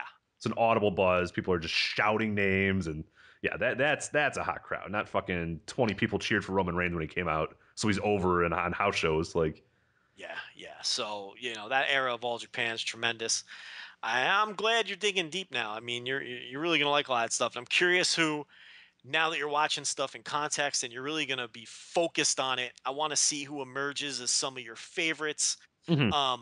What I think you'll kind of be surprised by is the level that a lot of guys were taking up, like guys that were never really anything special anywhere else, putting in such awesome performances. Your Dan Spivies, your Johnny Aces, people like that who, you watch. Well, I'm coming to find the Dr. Death. The more I watch the WWE Network and watch old WCW, I realize Dr. Death is one of those. Perfect example. I mean, I always thought, I was like, this guy's great, and then I watched like Clash of the Champions, and I was like, oh, he's fucking awful. It's like a completely different person, and because I'd seen it the opposite. I had seen the this is the great Dr. Death whatever All Japan matches, or that's why. And then I hadn't watched the old 90s WCW stuff, so I go back now and watch it. I'm like, this guy's fucking awful. Terry Gordy too. Terry Gordy. Yeah, I just watched the Terry Gordy one and was pretty surprised at how good he was. And yeah, it's not he was one that stood out to me, definitely. Yeah, I mean, people rave about his stuff from Texas. I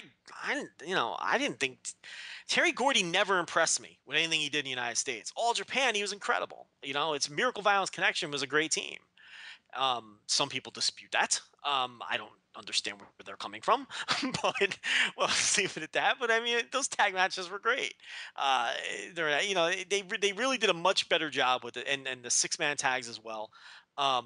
So yeah, for other people who maybe are new, if you dig New Japan, you would definitely dig All Japan from that era. I would say from about 88 to about 94, 95 or 96. And if you want to go crazy, you can go all the way up until the Noah the Exodus. If you really want to get nuts. And then watch Noah up until the first 3 or 4 years of the promotion. A good stopping point would probably be the Kenta Marufuji title match that bombed in Budokan, and then they abandoned ship, which was a huge mistake. I think they should have plowed forward with Kenta and Marufuji just because they panicked. It didn't draw the first time out on top, but you have to understand that was something new that people weren't used to. You know what I mean? And I think if they would have stayed on the path with Kenta and Marufuji on top instead of panicking and going back to Kobashi and they went back to Misawa, and it's like then they were just completely boxed into a corner, because then not only did you have the challenge of trying to elevate juniors, which was enough of a challenge in and itself, but you had the challenge of elevating juniors who you had already given up on and the fans saw as failures. You know what I mean? They should have just plowed forward and kept it going. And then if they kept those guys on top for a year and they failed, then you can say, all right, look, the juniors just aren't going to connect on top. It's not going to happen. But they gave them one fucking show. Right. And that was a huge mistake. So that would have been AJ Styles is now teaming with Tama Tonga in modern New Japan. Essentially, yeah. Right. So it's that was a big mistake. And so I think that'd be a good endpoint if you're going to have the patience to watch 10 years worth of matches, Which there's a few that I've kind of skipped a little bit. I look at the matchup and I go, it's all right. And he does a good job as well in the, like you said, the descriptions of being like, yeah, this isn't quite up to, like, I'm like, oh, okay, that's fine. Like, you can tell the ones that he's like, yeah, you should definitely watch this one over. Yeah. There's a few. I mean, I don't have to see every single tag match of everybody, but less thing, because I value your opinion very much. I have a very tough decision to make tomorrow. I don't know if you know where I'm going here. I do not. I have tickets to AEW. I have tickets to the AEW show tomorrow, including front row tickets from a Sean Sloan, big fan of the podcast and the website, has offered me one of his front row tickets. The problem, though, is I'm leaving for a flight. My flight leaves on Saturday at 5 a.m. And if you know anything about modern air travel, that means I got to get there probably 3, especially in Chicago, where everything takes fucking forever. Right. So I got to basically get up at 1. The show would end at 10. I get off of work at 5. What's the debate? You go to the show. Okay, well, I was going to list the card and see if that would change it for you. The card doesn't matter. It's live. Well, let me remind you, I don't sleep on planes. I can't sleep on planes. You will if you stay up all night. I know. No, it happened last time we went to San Francisco. I did not. I couldn't fall asleep the night before, and I did not. I slept. All right, you hit that. 4 minutes you hit that nice, comfy hotel bed, and you take yourself a nice little 10-hour nap, and you're good to go the next day. Let's see the problem. But I'm going on I'm only going on this vacation for a few days. I'm gonna waste one of the days sitting in a hotel. You're not swaying me. You go to the show. Look, but you're talking to someone who never sleeps. So I was gonna say. I'm tweeting at 6 a.m. the Twitter account that never sleeps, and then replying to shit at 9 a.m. I just don't sleep. I don't like sleep. I don't like feeling like I'm dead. I have a fear of death, and I feel like sleep is mini death, and I try to sleep as little as possible. You're a big Nas fan, I hear. Illmatic, one of your favorite albums? Oh, yeah. Oh, it's a classic, Rich. It's on my... What's your favorite song on Illmatic? How can I just pick one, Rich? I agree. I love the entire Nas experience. I just relate to his... They just hit me right in the core. New York State of Mind. New York State of Mind. Absolutely. I love me some Nas. Sleep is the cousin to death is one of the big lines. Yeah, so. Man. He never sleeps because sleep is the cousin to death. Absolutely. So. I agree with Nas. Nas is there you go. A smart man. No, the cards, it's pretty spectacular. So I'm probably going. You got Gargano, Ohio was for Killers, the old Irish Airborne versus ACH, Davey Vega, and Matt Fitchett. Ohio versus Texas, baby. Yeah. Let's go. Yeah, nice. Tommy End versus Ciampa. The post Ring of Honor Ciampa. Samoa Joe, I've heard of him, versus Josh Alexander. Oh, man. How can... And then if I want to catch some Z's before the main event is Eddie Kingston versus Ethan Page, and I like Ethan Page. Well, you can leave before that match. I think I might after Samoa Joe. I might say, all right, guys, I'm gonna beat traffic. You have to go. I live 5 minutes away, and there's no traffic ever. But bye. You have to go to the show. Yeah. Okay. The other factor here is you can't big time Sean Sloan again. No. He'll call me out on it. He will call you out. You've been big timing him. You think you're this big time podcast star who doesn't have time for your friends. You don't have time for the people who make you a big time podcast star. It's true. Okay, that's a loyal listener. He's been listening since day one. A lot of Amazon buys there too. He uses the Amazon link. He used to buy our T-shirts that didn't sell enough, so he never got sent one. And you big time him all the time, and you're gonna big time him again.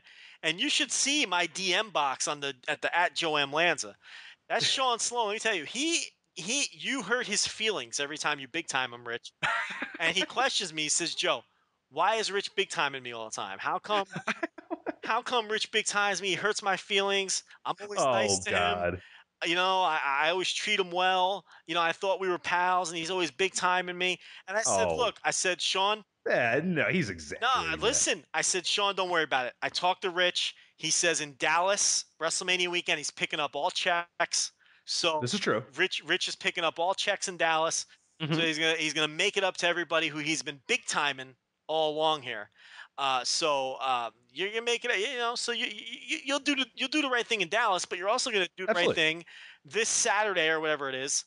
Tomorrow, Friday. Yeah, you're gonna go now. No, everyone's listening to this already on Friday, so today, later today. Is he going to the show, or you're just getting his ticket? No, he's going to the show. You can't big time him. You got to go to that fucking show with him. I'm going. I actually, now that I realize, I thought Samoa Joe would be the main event, but now the main event is Kingston versus Ethan Page. Hey, I can slip in. I can get an extra 30 minutes of sleep on that one. So that's I'm in. There. Yeah, I will not. This extends to listeners. Rich has volunteered to pick up all checks in Dallas. So if you're coming to Dallas for WrestleMania and you want to, I am no longer coming to Dallas for WrestleMania. Something came up. You got to get a nice lunch, a nice dinner. You got to find the Voices of Wrestling crew because Rich is picking up all on the MX card. Yeah, the Voice of Wrestling American Express card. He's picking up all checks in Dallas. I have that confirmed. I have it confirmed in a text message, and I will shame him if he fails to follow through. He has offered to pick up all checks in Dallas. And see, here's the thing. Rich thinks he's sleeping at. You own property, goddammit. I'm the little youngin that's got. Okay, he thinks he's sleeping in Casa Lanza WrestleMania weekend. What Rich doesn't realize is that I live 4 hours from Dallas. No, I know. I'm getting a hotel. So I found out where the WWN live stuff is, so I'm gonna get a hotel room as close to that as possible. If you want to make an 8-hour round trip for 3 days, you're. I'm good, I think. But I think I'm getting a hotel for God's sake. Yeah, if you think I'm making that drive every day. But yeah, so I don't live anywhere near Dallas, but Texas is a very large state, right? I'm on the assumption that Texas, because you live in Texas, that you're near anything in Texas. It's like forgetting that it's the size of most countries. It's like when my family, I get random calls from home, and they're like, "Hey, do you live anywhere near El Paso?" Because blah blah blah. I'm like, I live 9 hours away. 16 hours from El Paso. 16 hours away. Okay, I live almost as close to you to New Jersey as I do to El Paso. No, I live nowhere near El Paso. I cannot drive to El Paso. It's in Texas, though. Yeah. But I mean, El Paso is closer to Los Angeles than it is to me. Okay, and that's a fact. So no, I cannot drive to El Paso for you to do whatever it is you need me to do. But yeah, so Texas is pretty huge. I live nowhere near Dallas, but we're officially over 3 hours, I believe. So I wanted to make sure we got to that because people get mad when we're not over 3 hours. So I did it for him. So, well, we thought we were going 90 minutes. You did. You said we'll go 90 minutes. But... I didn't say it on the air, but we discussed possibly going 90 minutes tonight, and we went 3 hours. So in typical there you go. Voices of Wrestling form. And that's what happens when you don't talk before the show, when you don't communicate whatsoever. So anyway, do you want to do the sign-off? I always do the sign-off. Now I think it's a good opportunity for you to do it. No, I don't want to do the fucking sign-off. No, do it. No, I'm not doing it. No, I'm insulted. Someone's going to do it. I mean, this is even more insulting than not letting me do the open. You can't do the open. You're not good enough for the open, but you can sign us off. Yeah, after 3 hours, you can jump in here, right? Okay. I'll sign us off. You ready? For Big Time and Rich Craich, who doesn't have time for any of his fans or his friends, I'm Joe Lanza. Thank you for listening to Voices of Wrestling.